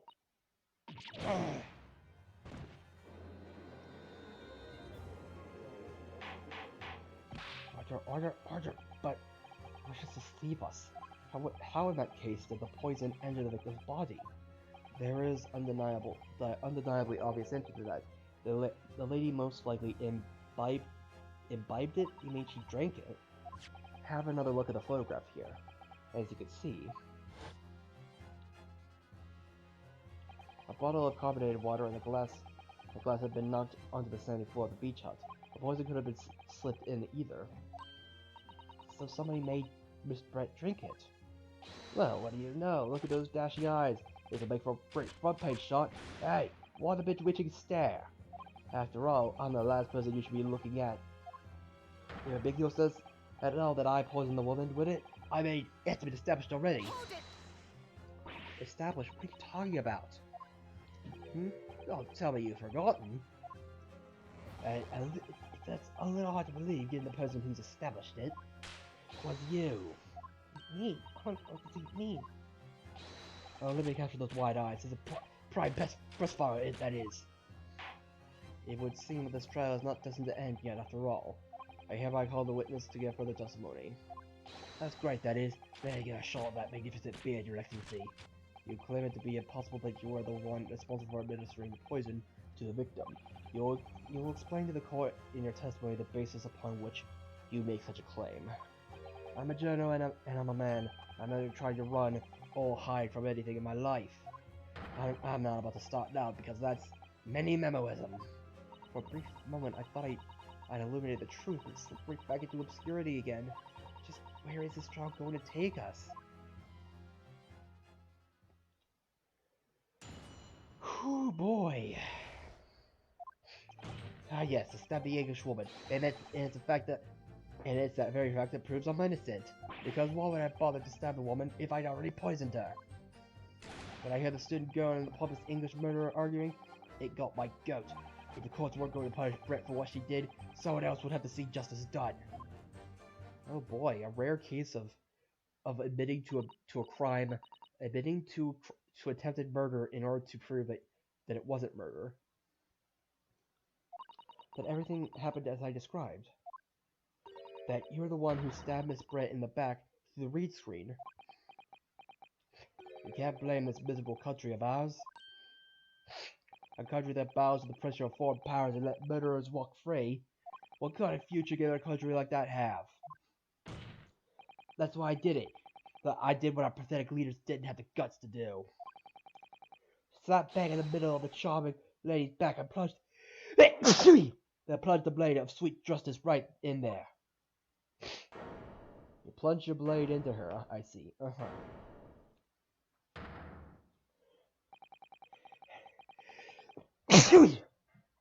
And as someone who sees its life, seeing the truth is, seeing the truth is, as someone who spends his life seeing the truth is told, I feel that really awful about giving false information.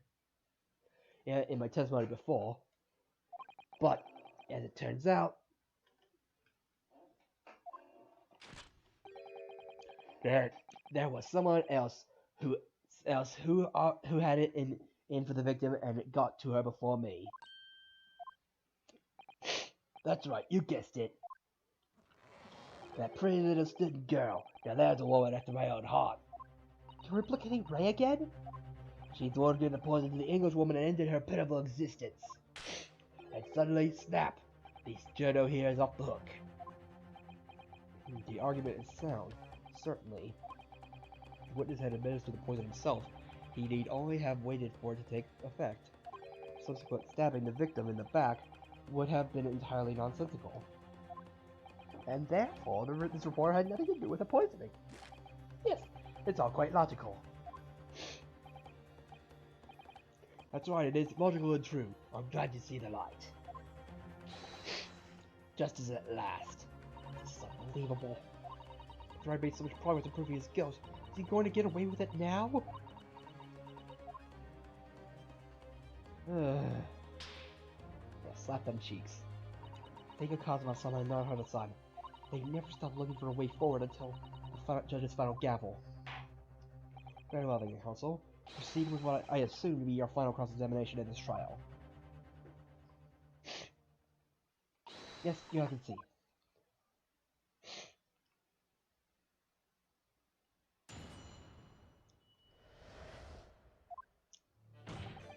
Oh yes, I stabbed the usual woman, and the very fact that proves I'm innocent. Hold it! So you admit the murder's intentions toward Miss Brett, then? The woman's very existence offended my sense of justice. Your sense of he's claiming some sort of righteous indignation? She was pure evil, cold-blooded killer, committed murder right here on our empire's soil. But did our good-for-nothing government do anything? Not a chance, so I didn't step in.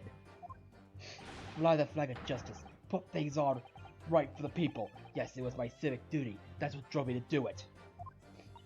So in summary, murderous intentions, then. Yeah, my allergies gonna get kind of worsened up in the evening for me for some reason. I have no idea why. Whatever you want to call it, the point is that English woman was a blight. I had to do what was right for society. Also, I for some reason tend to only sneeze during streams. Funny world we live in, right? We live in a society. Yet a real wrong was done by the student girl in the dock, a crime for which she must pay. Obviously, because the poisoning was nothing to do with me at all. Because why would I bother to stab the woman if I'd already poisoned her? Hold it! So you still maintain that you didn't give the poison to the victim. He would still be found guilty of something, like at least like attempted murder, or I mean, and wouldn't he? Like, could he still be, I mean, I guess he wouldn't be charged for murder, but still. Obviously, that'd be like putting a belt on your trousers when you were already wearing braces like these. You mean suspenders? The accused administered the poison, following which this witness stabbed the victim.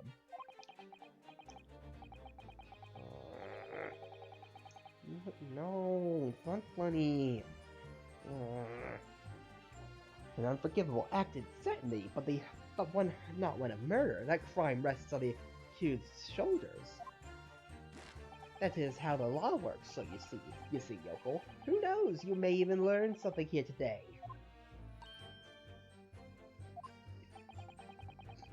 Two consecutive attempts on her life in the space of minutes, quite a day for the victim.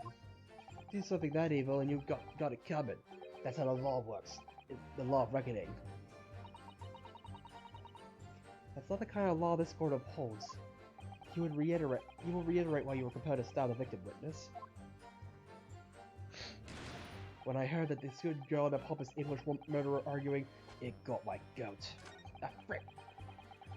So what happened to your goat? What happened to your goat? What happened to your goat? What exactly were they arguing about? About what happened in that restaurant 9 months ago, that's what? A student girl was laying into the English woman for killing her beloved mentor, Dr. Wilson. Yes, John H. Wilson, a professor of medicine, invited here from England by Professor Mikitova, no less. Right, but the English woman just jeered. Her case was to be heard by the British consular court in Shanghai, huh? Like, there's little doubt that she would simply have been acquitted and sent back to her homeland a free woman. It was eating that wait, let me try that again. It was eating that student girl up inside. You could see it. I really felt for her. Ray, Ray, this is not the time to jump in like this, Ray. I can't stand here and listen to this tripe. Ray, young girl, you stand accused here. You can't just blurt out whatever you feel like it. No, you can't. Sorry, but I'm in the middle of some very important testimony here. Just get quiet and listen. But this awful man making all this up. Sister, please, you have to make him believe. Oh, right. Return to the dock at once, Mommy-san. We are in the middle of cross-examination. Your Excellency, please, I implore you. That journalist is clearly not a trustworthy witness. Exactly. He's a filthy, rotten, black-hearted, bigoted, dirty, grape-peeping Tom. Whoa, take it easy there. Please, I really think the court should hear what the defendant has to say. Your Excellency, I see no need whatsoever to obtain the accused's remarks. I will grant the request of the defense. Huh? Your Excellency! This is likely to be the final cross-examination of these proceedings. As such, I believe it would be ill-advised to stifle the defendant's obvious concerns. So, whilst recognizing that this contrivance contravenes regular protocol, I hereby call the defendant to speak. Oh. Well, thank you so much, Your Excellency. Oh boy. It has something to do with Dr. Wilson. We were discussing the stolen poison. Hold it! The stolen poison that killed the victim, you mean? I suspected her being the one who steal it. I mean, just think about how she killed Dr. Wilson. That's true. Additionally, Miss Brett certainly had knowledge of the new poison. I mean, yeah, he is a pervert. I mean, the fact that he had no... I don't know. Either he really is, like, either... You know what? I'm not even gonna try to defend him.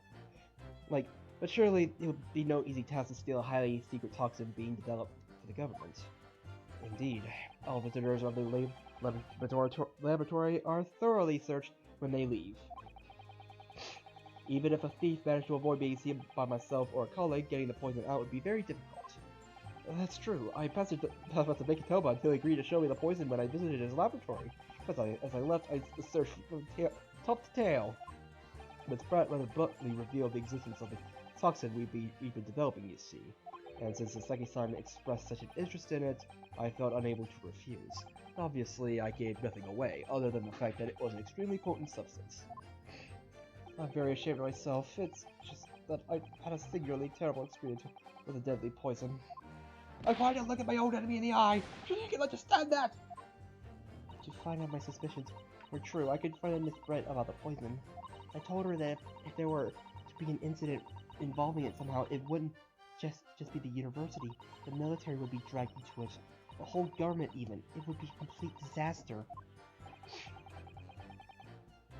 And how did Miss Brett respond to your concerns?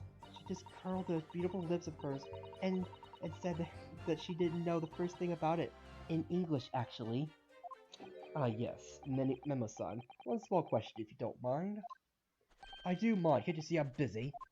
Clearly, you were outside the beach hut listening in whilst the defendant and Brett were conversing. Presumably, then, it was you who wrote this article about what you heard? Exclusive. Deadly poison stolen from Yume Medical Research Laboratory.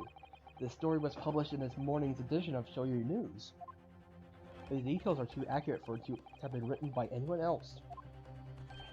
Sorry, we don't know what you're talking about. Yes, look at this! The entire article! It's almost what I said to Miss Brett! Word for word! Well, Nenimano-san?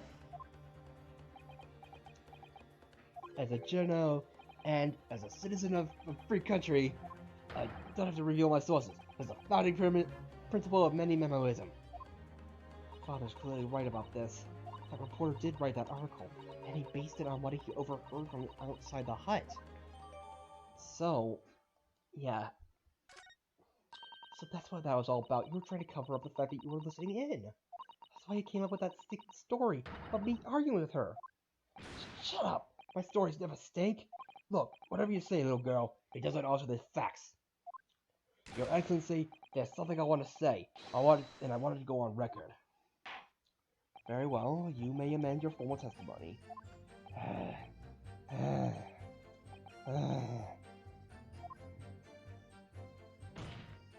The point is, if you poison someone, there'd be no reason to go in and stab the person as well. That's right. Hold it! Perhaps you doubted the efficacy of the poison and sought to make sure your victim would die. That's harsh dung. What? That would be like pouring pepper on your Chinese ramen before you even tasted it. Completely reckless. Although, it might surprise you to learn that I'm a bit of an impetuous pepper pourer as it happens. Once the victim has taken the poison, she would have been only minutes away from death. And yet this man then proceeded to stab her in the back as well. There had to be a good reason for that. If it was the reporter who gave the poison to Miss Brett, then clearly he must have done it prior to Ray entering the hut. Yes, that's undeniable.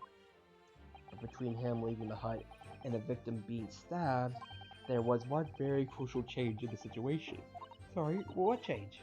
The reporter overheard the conversation between Ray and the Englishwoman. Yes, that's it.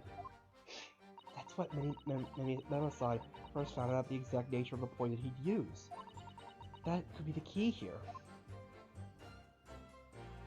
If the victim had unwittingly taken the poison already, the reporter would have had no reason to stab her. On the face of it, that logic sounds entirely reasonable. But there's no question this man was responsible for Miss Brett's murder. We can think of a possible explanation as to why he might have stabbed her even after the poisoning. I feel sure that everything would drop into place. That's what we should be looking for. Yes, I agree, and in order to do that, I must try to glean more information.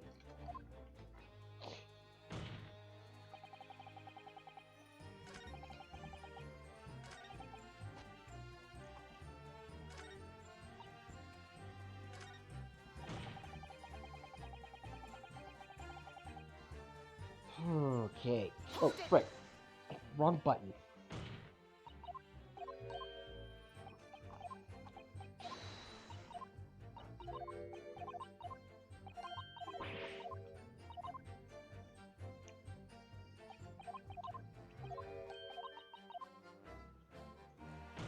Okay. Oh yes, I stabbed the English woman, and the very fact that proves I'm innocent. Okay.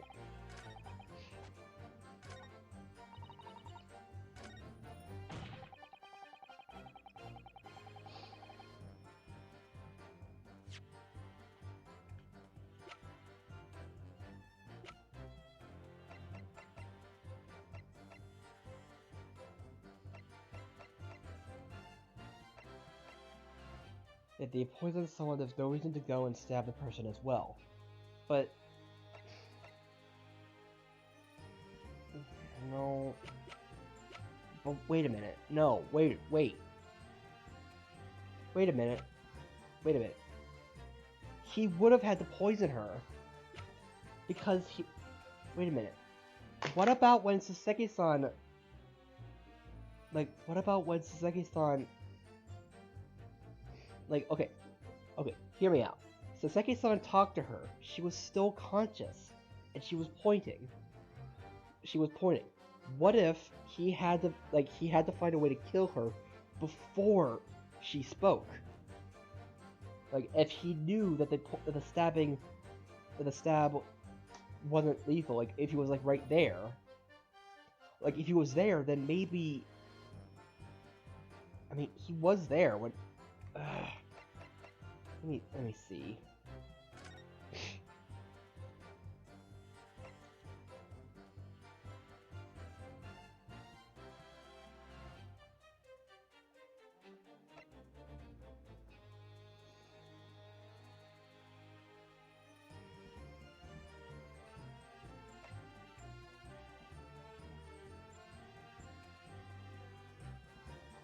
Okay.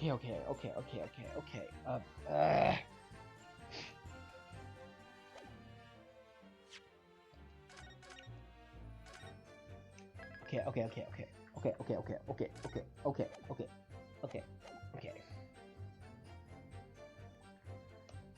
But how do we even? How would he even?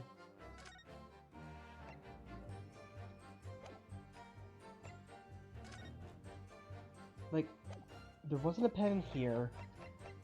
Like, or there's a pen there, but I don't see a pen here.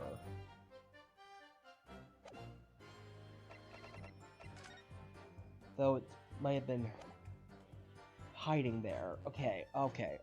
Ow, sorry.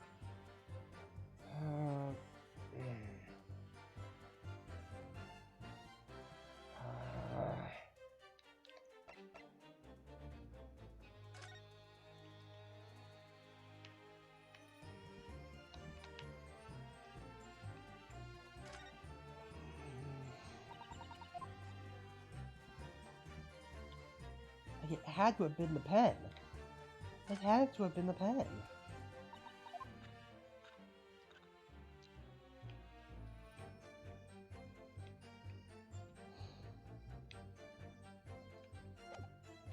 It just has to be the pen.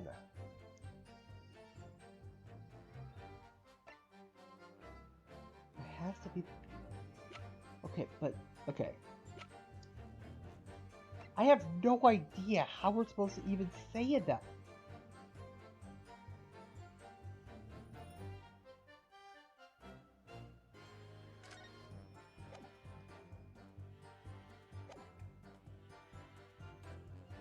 I just have no idea how we're supposed to even say anything here.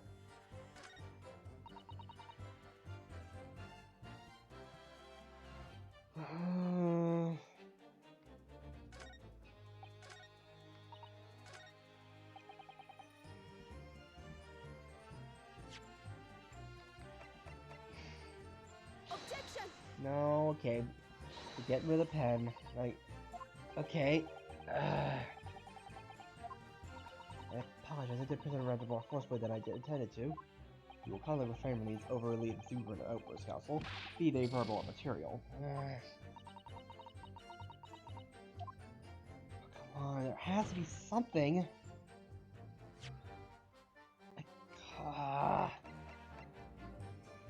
Objection! Oh, wait. Then, well, I can think of one reason. What?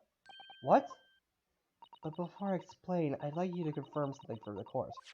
Did you clean all this information for the newspaper article from what you overheard outside the hut? Of course he did. There could be no question of that.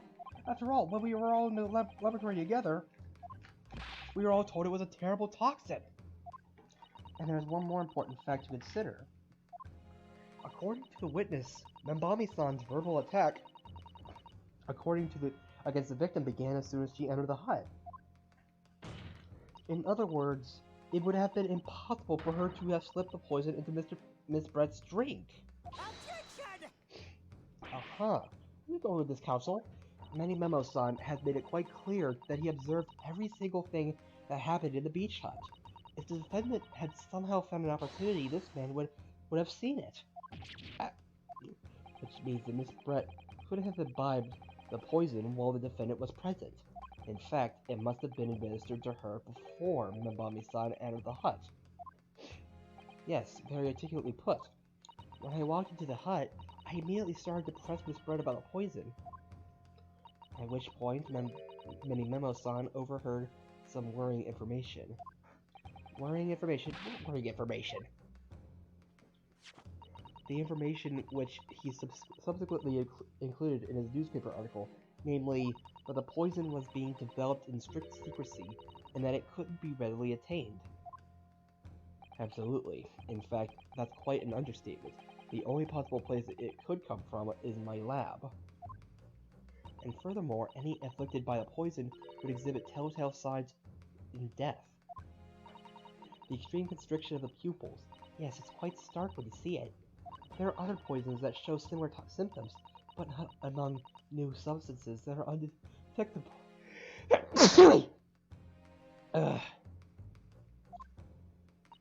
In other words, it would be clear that the victim's life had been ended by use of this particular poison.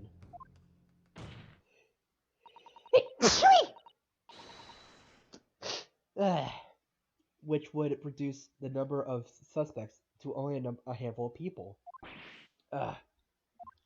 Everyone in my laboratory is aware of the unique properties of the toxin we've been developing. None of them would be foolish enough to attempt to use it for some nefarious deed. And Bobby-san being no exception. Therefore, we can conclude that whoever administered this unique poison to the victim was a lay person unaware of the telltale properties.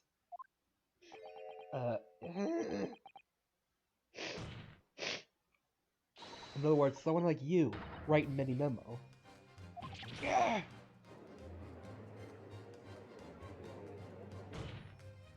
It was you who stole the poison from the laboratory that day, and it was you who administered it to the unwitting victim. But you clearly realized that that was a terrible mistake, because the poison caused such unusual symptoms and was so traceable. As you listened from the far side of the beach hut's thin walls, you learnt of these facts. But you'd already given the victim the poison at that point. It was too late. So you hatched a plan to disguise your mistake. To stab her. A plan that involves stabbing the victim in the back through the reed screen. Objection! But what could that possibly do? Isn't it obvious, counsel? The plan was to kill Miss Brett before the poison could take effect. Aha! Once in the blood, the poison causes the onset of pupil constriction. But he had hoped to precipitate the victim's death before that happened, hadn't he? Exactly. Because without any revealing signs of a new secret poison's use, no one would ever have suspected. This is extraordinary. Yes, the effects of the poison meant it would be too easily identified, so the killer had to mask its use, which he attempted to do by plunging a knife into the middle of the victim's back.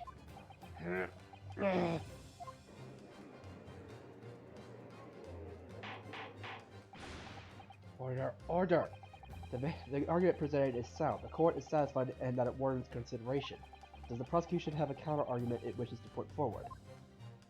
Well, there's a number of... yes! I counter completely! Objection! The prosecution's evasive response clearly shows that in much the same way he nurtures the remnants of his top knot, he is clinging to lost hope. Lost hope?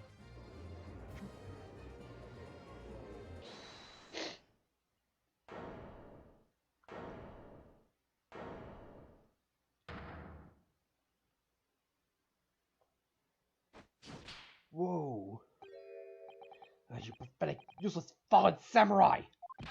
Fallen? Who do you call fallen? My prejudice growth is on the rise! I don't need a counter-argument! What are you talking about? It should have been blatantly obvious. I stole a poison, you say? Gave it to the victim, you say? Stabbed her, you say? Lots of fine theories. I don't need a counter-argument because you don't have an argument yourself. Where's your evidence? Yes, you make it sound so all plausible, don't you? But without evidence, it means nothing. Whereas I base my news on facts. Facts? What do you mean? Explain yourself. I mean, what the professor said earlier in this trial. It's all here in my many memos. Every word, every slip of the tongue, all noted. That's what the Shoyo News is famous for, is the power of the printed word. But surely it would be no easy task to see a highly secret toxin being developed for the government. Indeed, all visitors in the laboratory are thoroughly searched when they leave. Even if a thief managed to avoid being seen by myself or a colleague, getting the poison out would be difficult. How's that then? Blowing the story wide open? See? I write in many memo, a mere reporter from the Shoyo News couldn't possibly have stolen that poison from this professor's laboratory. But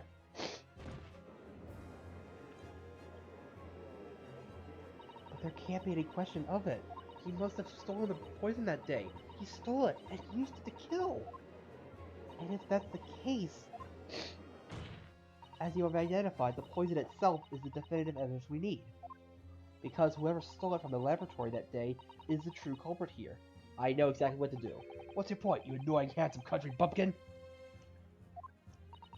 My point is this. There is one way that you, Menimemo-san, could have stolen that poison that day.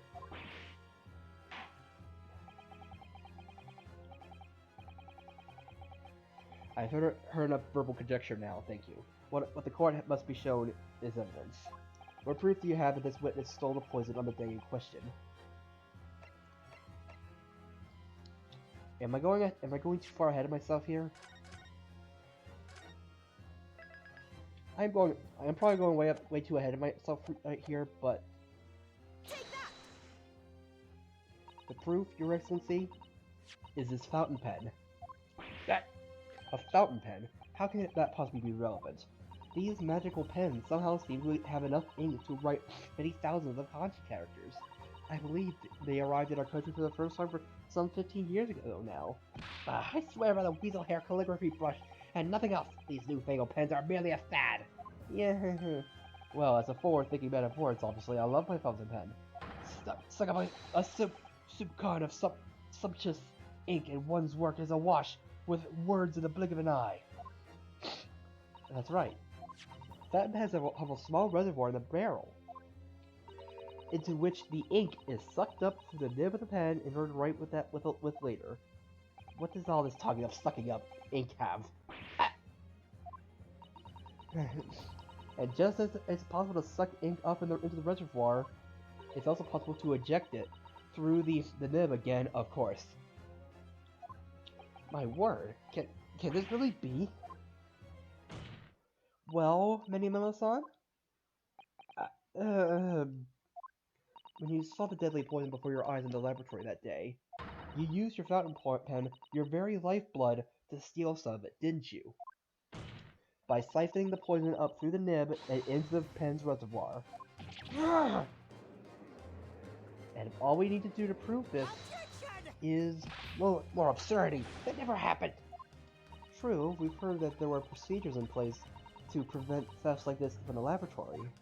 But would anyone have thought to look inside a fountain pen of all places?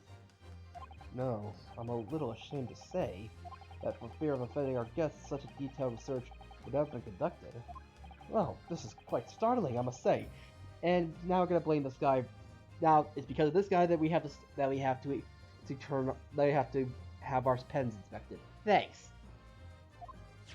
I'll remind the court that this pen was found in the clutches of the victim when she died. In other words, it was dropped at the scene by Menimemo-san. Which seems a bit,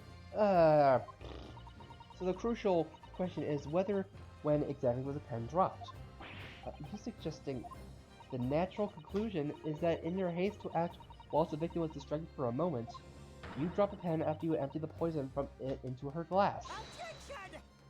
There could have been any number of alternative explanations. For example, the witness could have been using his pen to write down details of this conversation with the victim.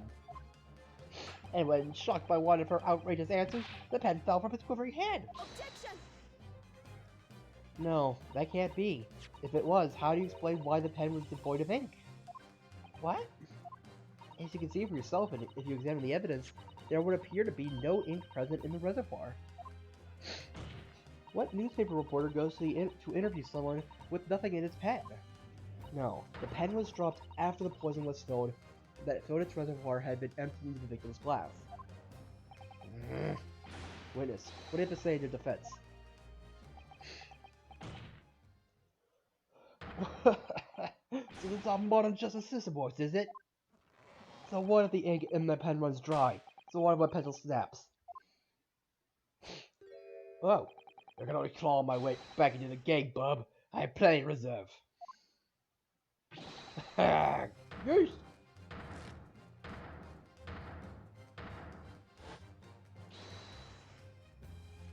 You claim I sucked the poison up into my pen. That's wild speculation, nothing more. If you thought that could bring down a fine upstanding citizen with a trick like that, think again.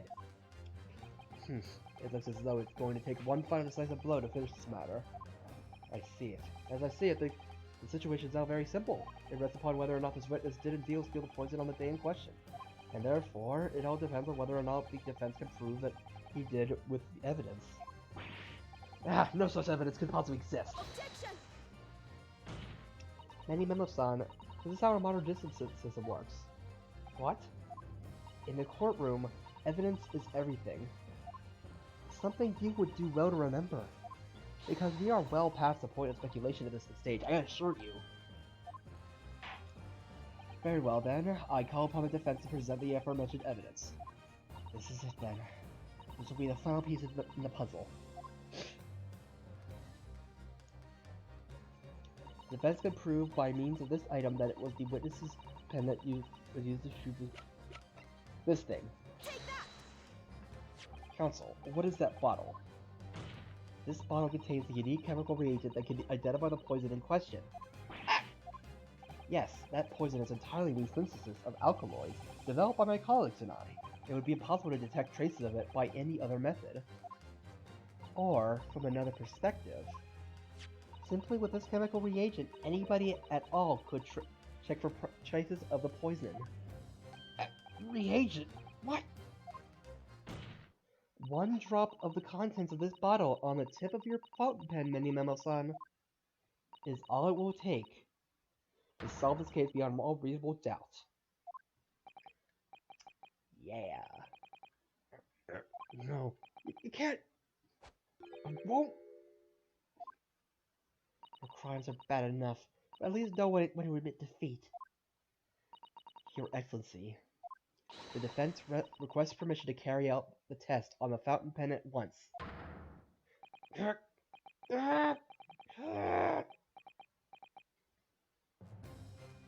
Oh, frick! This isn't my fault! We have already me to this! Such a bull! Hold it tight! I took arms of that and then dead! I tried to the bathroom! Wait, just let me Hold, frick! Susato, with me! Yes! Yes! Yeah, I'm here! Ah! Yeah!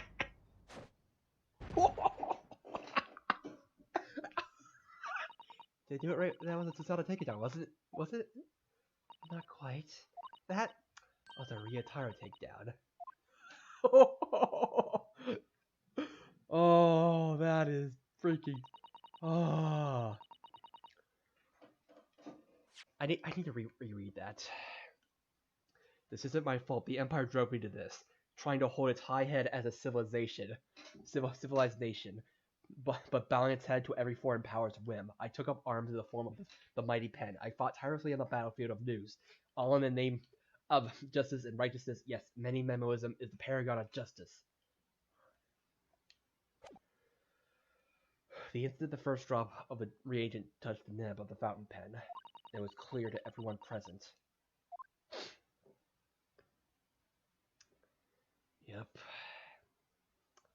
I freaking knew it. From the start, I freaking knew it. When I saw it there in the lab with poison, the devil got hold of me, and I decided to do it on a whim. I excused myself and emptied all the ink down the sink in the bathroom, brushing the reservoir out carefully. And then you waited for an opportunity to suck up some of the poison, didn't you? Into your fountain pen. Yes, that's right. Answer me one thing, Mano-san. Why did you steal it? For what purpose? Isn't it obvious? To find out what it was made of and expose it in an article. And it was a secret project after all. Too juicy for a journal like me to pass up. Then why did the Englishwoman end up dead? I went into that hut intending to quiz her on her situation, that's all. As a reporter, a known killer enjoying full freedom, evading justice by leaving the country. I told her what I thought about it. And she just laughed in my face! Oh, what's this? A Far Eastern caveman purporting to practice journalism? Really, you must learn the difference between reporting and listening at doorways, you ignorant plebeian. What'd you call me? This country, with its pretensions up to a justice system, to a free press, it's really very depressing. You see our superior ways in the West, yet you lack the mental capacity to emulate them. Get out of here, you oaf. Get out and crawl back in the cave you came from. Oh, that's when I remembered about the deadly poison I happened to have in my pen at the time. What a terrible tale. In my head, I knew I should get out of there as quick as possible, but I couldn't. I couldn't let her get away with what she'd done, when she clearly had no remorse at all. I suppose it was my journo spirit getting all fired up.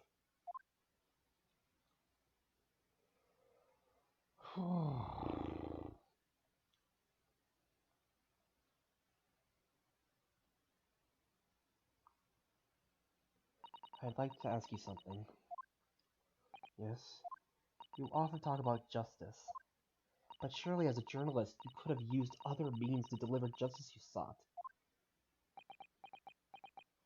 There's no justice in the press. Sorry?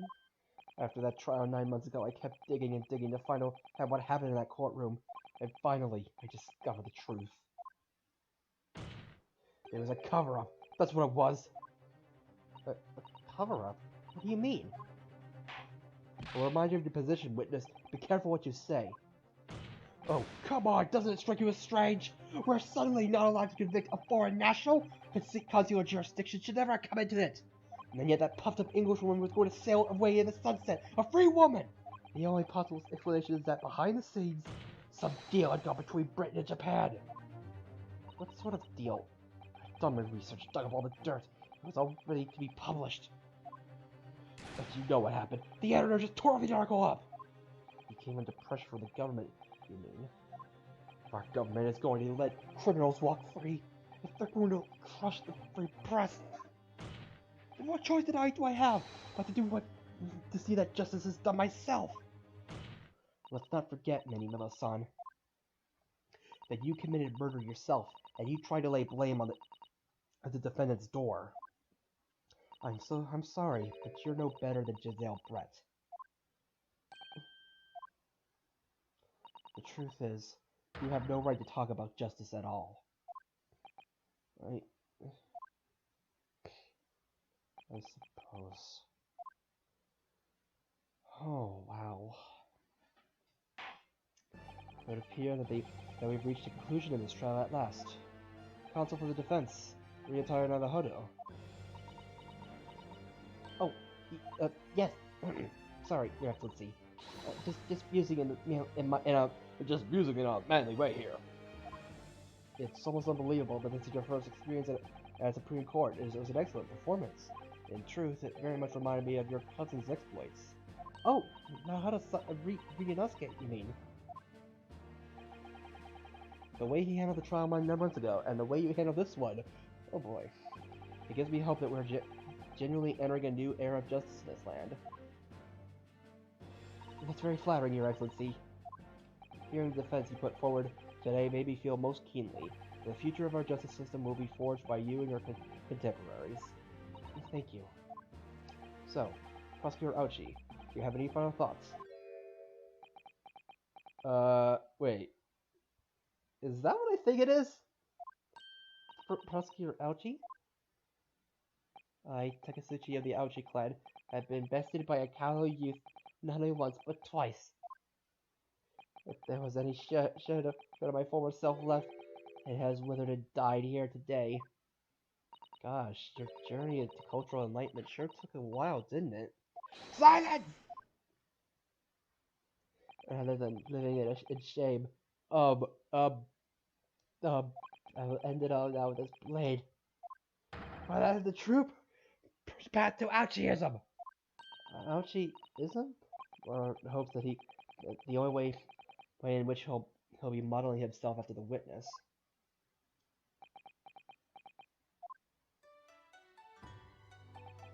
Sprig of my top nuts, the time is right for farewell. Hope is lost forever. Takasuchi. Slit of my top nuts, time is right for farewell. The time is right for farewell. Hope is lost for. Yep, hope is lost forever.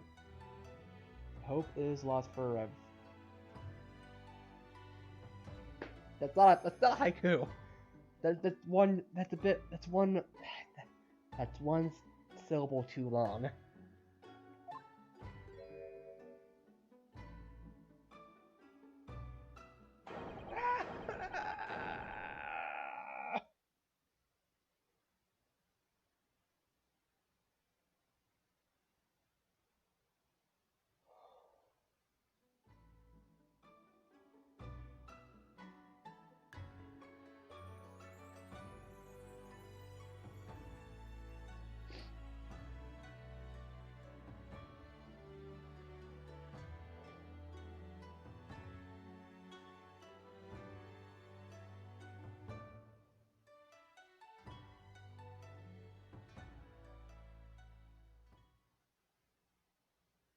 It was supposed to be funny. It was supposed to be funny. Now, in regards to the defendant, Ray Mambami-san. Yes, Your Excellency? I have reached my final verdict. I hereby find you... Woo!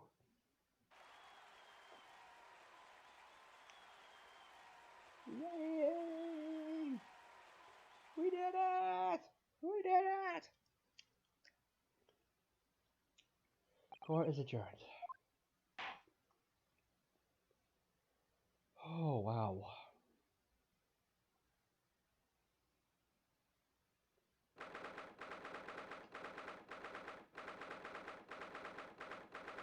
Okay, well...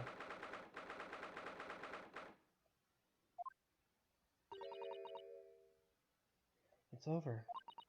My heart is still pounding in my chest, though. It's all I could do just to stay standing. Lawyers have such great responsibility, such a great burden to bear. Don't they, Maharu-san?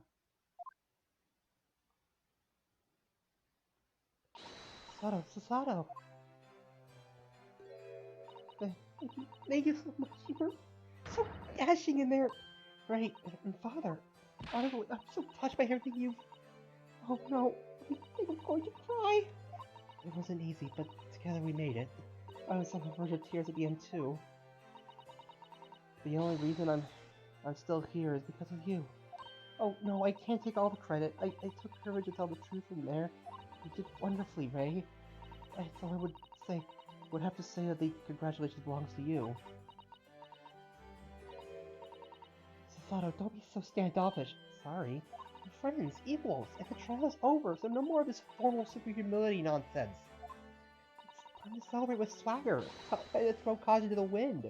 Caution to the... what? I'm the great defense lawyer Ryotaro Naruhodo, and I'm taking you out to a milk bar tomorrow. Or something. Right, I'll think about it, Ray. At any rate, who really knocked the wind out of that horrid man? It felt so good. Yes, it was satisfying. We probably broke a few laws there. It really was. Isn't there anyone else we could throw together? No. I hope you're not looking at me, Ray. Oh my goodness! No, no, of course not. Of course not. There it is at last, Ray's lovely smile. You fought for your friend to the very last. As your father, I'm extremely proud of you. Defense Attorney Ryotaro Naruhodo. Thank you, but I couldn't have done it without your help. Anyway, it's time to bid farewell to Ryotaro, I think. I shall miss him in a way, but it's back to Sasato Mikitoba now. So, I'll never see him again then? What a total shame. What? What is happening? Seki-san and Inspector Hasanaga, I do hope you've been keeping well. Is that really you? Yes, I had to change my appearance for, well, obvious reasons, I hope, but it's me. Sasato Mikitoba. I don't... So dashing, so divine! No! Doubly dashing, yes! And devilishly divine, just look at you! I had no idea Mrs. Sada-san Esquire's, that you weren't a locum student Naruhodo-san Esquire's cousin! Astonishing, astounding, ace, attorney!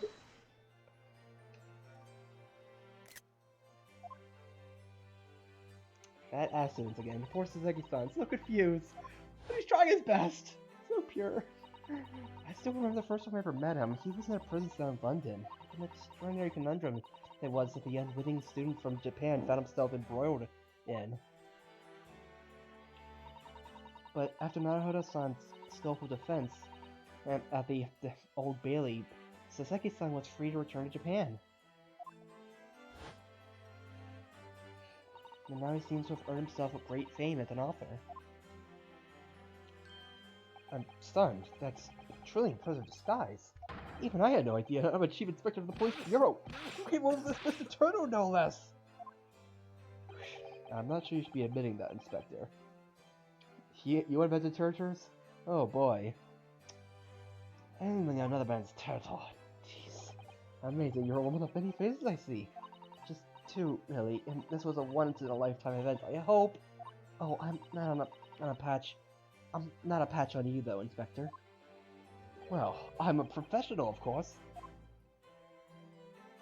I do worry about Inspector Hasanaga sometimes. I really do. He should really have that checked out. 9 months ago, when he appeared here at the Supreme Court to testify, he was an undercover disguise as the head waiter of a restaurant.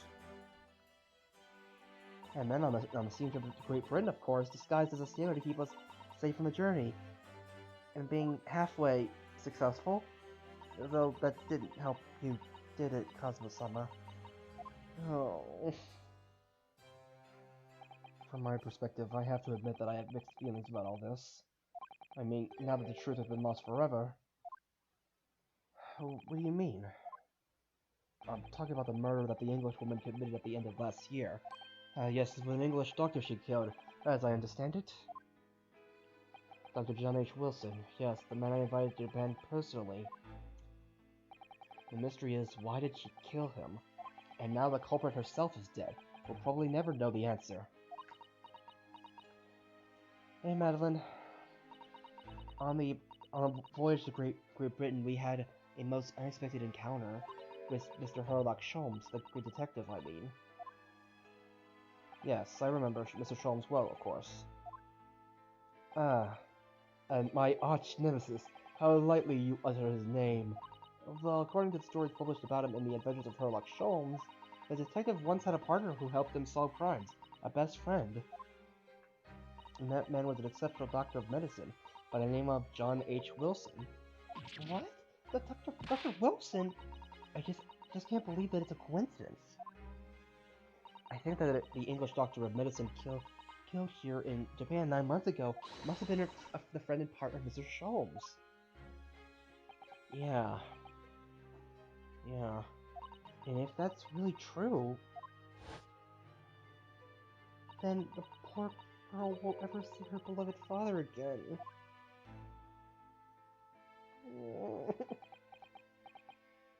As you know, I traveled to Great Britain once myself to study. It was around the time you were born. Yes, grandmother told me about it. On returning to Japan, I took up my professorship at the Imperial Yume University. But I also serve another role, as an advisor to the government on diplomatic affairs. Yes, was aware of that as well. Oh, thank you. In that case, I'm sure you understand that there are some confidential matters I cannot divulge to you. Could you just tell me one thing? Why did you send me back to Japan? It's been 2 months now since I returned. When I left England, it was because an urgent telegram had arrived from Japan. Yeah, I was wondering about that. It said that you collapsed with a high fever, and you were growing weaker by the day. Yet you seemed really fine. What? Where did that news come from? That's what I like to know, because after that long sea voyage, I found you in fine health, Father. Was there something in Great Britain that you perceived might inconvenience me in some way, or harm me? That's really the only explanation I can think of. Dear me, do you reserve your most cutting glares for your father, Susanoo? I'm sorry, my dear, I simply can't— Let me go!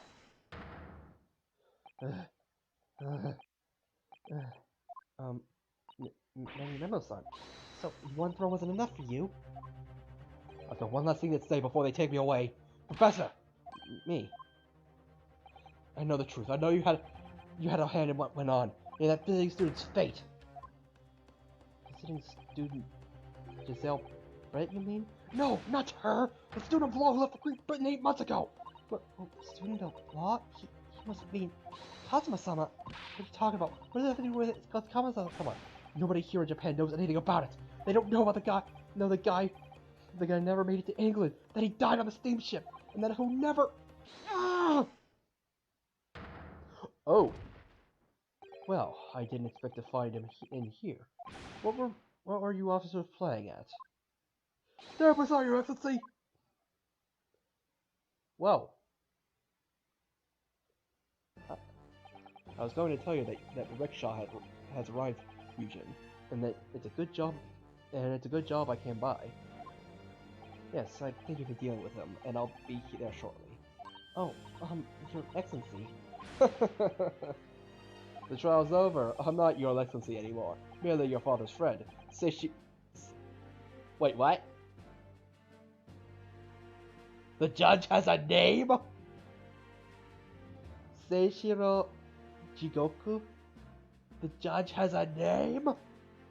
And may I say that since I saw you last, you seem to have taken on a more dashing appearance. Sasato? Did you know all along from the start of the trial? A judge sees everything, Sasato. I couldn't let you take the risk. If Seishiro here hadn't known, and then he recognized you, so I had a word in his ear beforehand, as an old friend. So, Seishiro, shall we? Yes, having rolled on that case, we now have various diplomatic issues to address. Before you go, Father... Sorry, my dear. We shall have to return to our earlier conversation at a later date. But well done again, both of you. You did admirably. Oh, thank you very much. What did you think about Seishiro's sling, eh? It's been a while since I said I'm in a flying like that.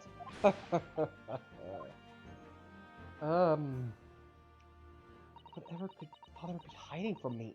About Giselle Brett, about Dr. Wilson, and now it seems, according to the reporter, about Kazuma-sama. Yeah, I wanted to bring this up with Father sometime, when nobody else is around. Judicial Assistant Mikitoba-san Esquires, could I have a word? Oh, yes, of course, Sasaki-san. Well, what is it? I think perhaps it could be fate that we're meeting again like this now. You see, there's something I need to tell you. Oh? I believe that it may be related to the reason why your father summoned you back from England. This I have to hear. Please, Sasaki-san, please tell me at once. I will! As you know, my time in England was terrible. Of course, I have no doubt. Such awful things. I was abroad, and thank goodness, local student Naruhodo-san Esquire stepped in. Excuse me. After he secured my freedom, I couldn't wait to get on a ship back to my homeland. Having arrived in Japan, I submitted a report about my experiences to the Ministry of Foreign Affairs. The next thing I knew, I had a visitor. It was your father, Professor Mikitoba. He wanted to ask me all sorts of things about my reports. My father? He seemed to be especially taken with a particular part of the report. Anyway, he left eventually, having thoroughly quizzed me. But it was the very next day that he sent the telegram to you, asking you to return to Japan. What was it then? The particular part of my father was interested in? I don't really know exactly. But do you remember those two terrible cases I was caught up in? Of course, I could never forget. Your father seemed to concern himself mainly with the second case. The second one? You mean the one Mr. Sholmes forbade any of us to talk about in public? Wait, that? Which is why the only case involving you that any member of the public is aware of is the first. Well, I don't care. I have to listen to what that dastardly detective says. Anyway, the point is, it seems that case somehow holds the key to all these curious unanswered questions. That horrific, hideous, heinous crime, the case of the haunted lodgings. Oh boy. The case somehow caused my father to summon me urgently back to Japan? I thought that whole business was over, but it seems I was wrong. Perhaps that was only the start. Perhaps the story is not yet told.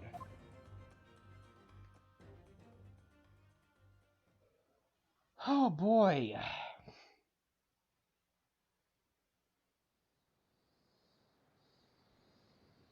So, the mystery of that English woman's death is solved, thank goodness. And having stood in the Supreme Court now, I think I can comprehend a little better. How you must be feeling as you fight for people's freedom in a foreign land, Naruhodo-san.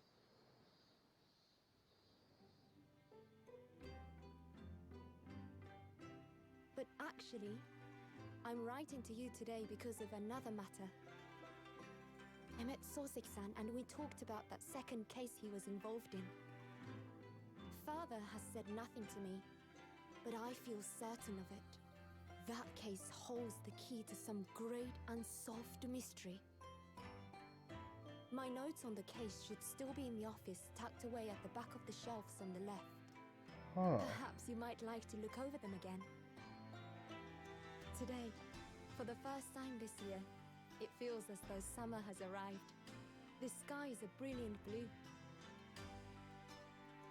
It makes me long to see you again. Yours, Susato. Oh boy.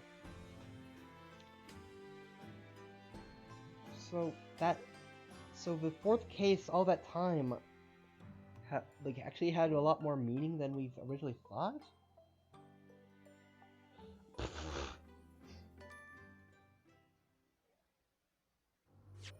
Well,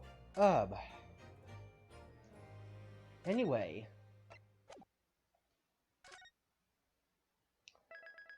Well, that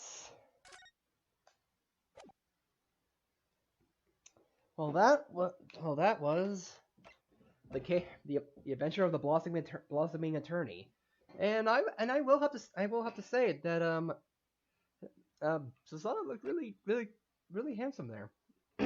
But yeah, next time when we come back to the Great Ace Attorney, Chronicles, we'll be taking on the Memoirs of the Clouded Kokoro.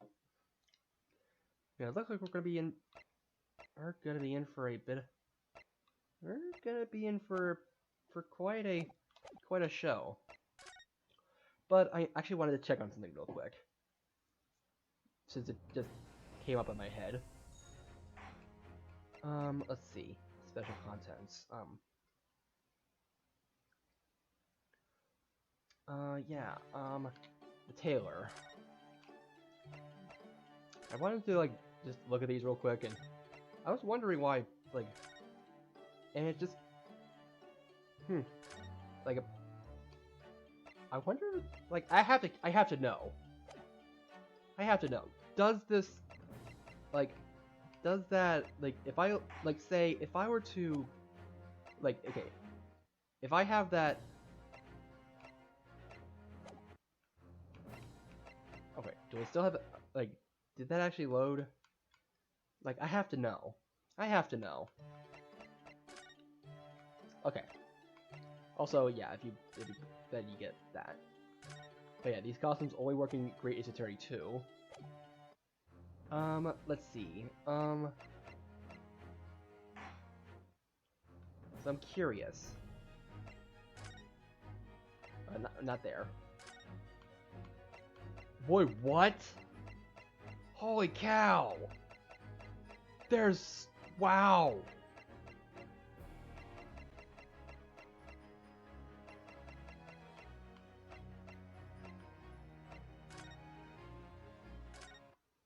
Wow. Oh, this is right over here. Whoops. Bit too far. Too far!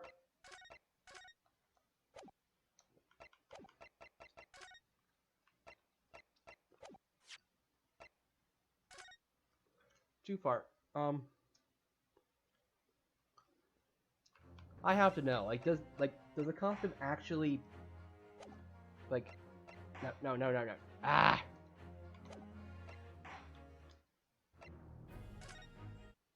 Ah, frick.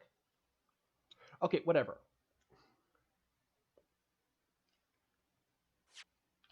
Whatever. I could, like, this is this is perfect.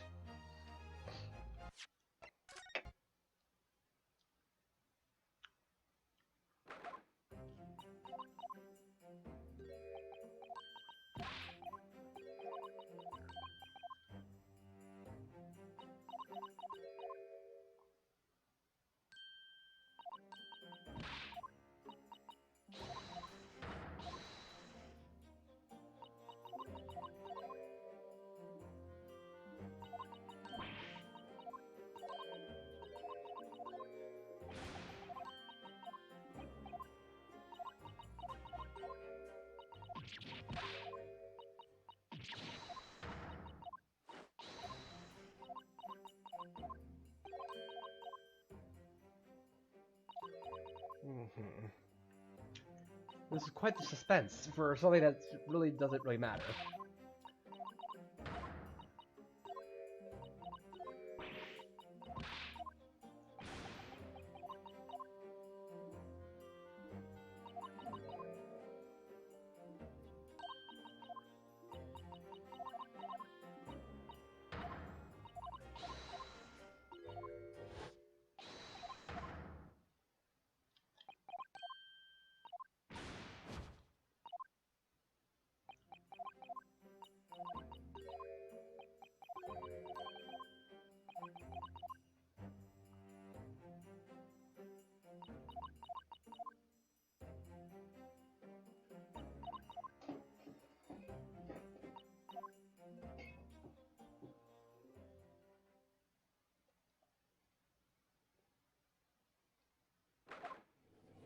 Oh, yep, there it is.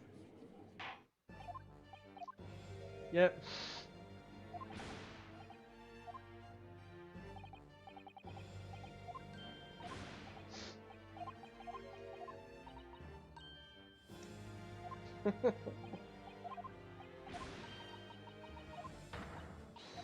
Yes, I'm Ryotaro.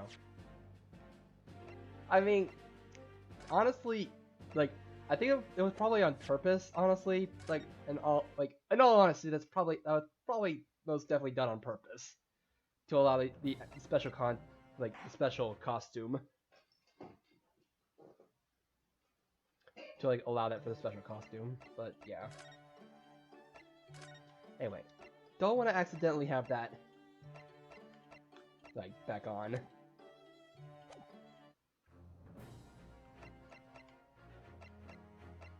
And yeah.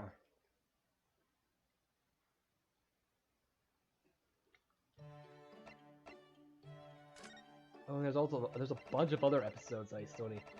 I'll have to do after. Probably after this. Like after I'm done with all these. Anyway, but yeah, anyway, so, thanks everyone for stopping by, and thanks Alita for the raid, and holy cow, there's a lot more viewers than I was expecting to see by the end of this. Oh boy,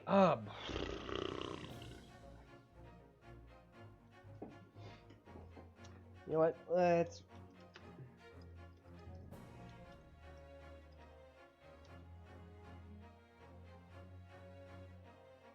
why don't we raid Poltergust? Polter. He's playing some Psychonauts 2 right about now, and yeah. Thanks everyone for the for stopping by, and thanks everyone for the raid. I kind of forget stuff. Did I mention that I forget stuff? I kind of forget stuff.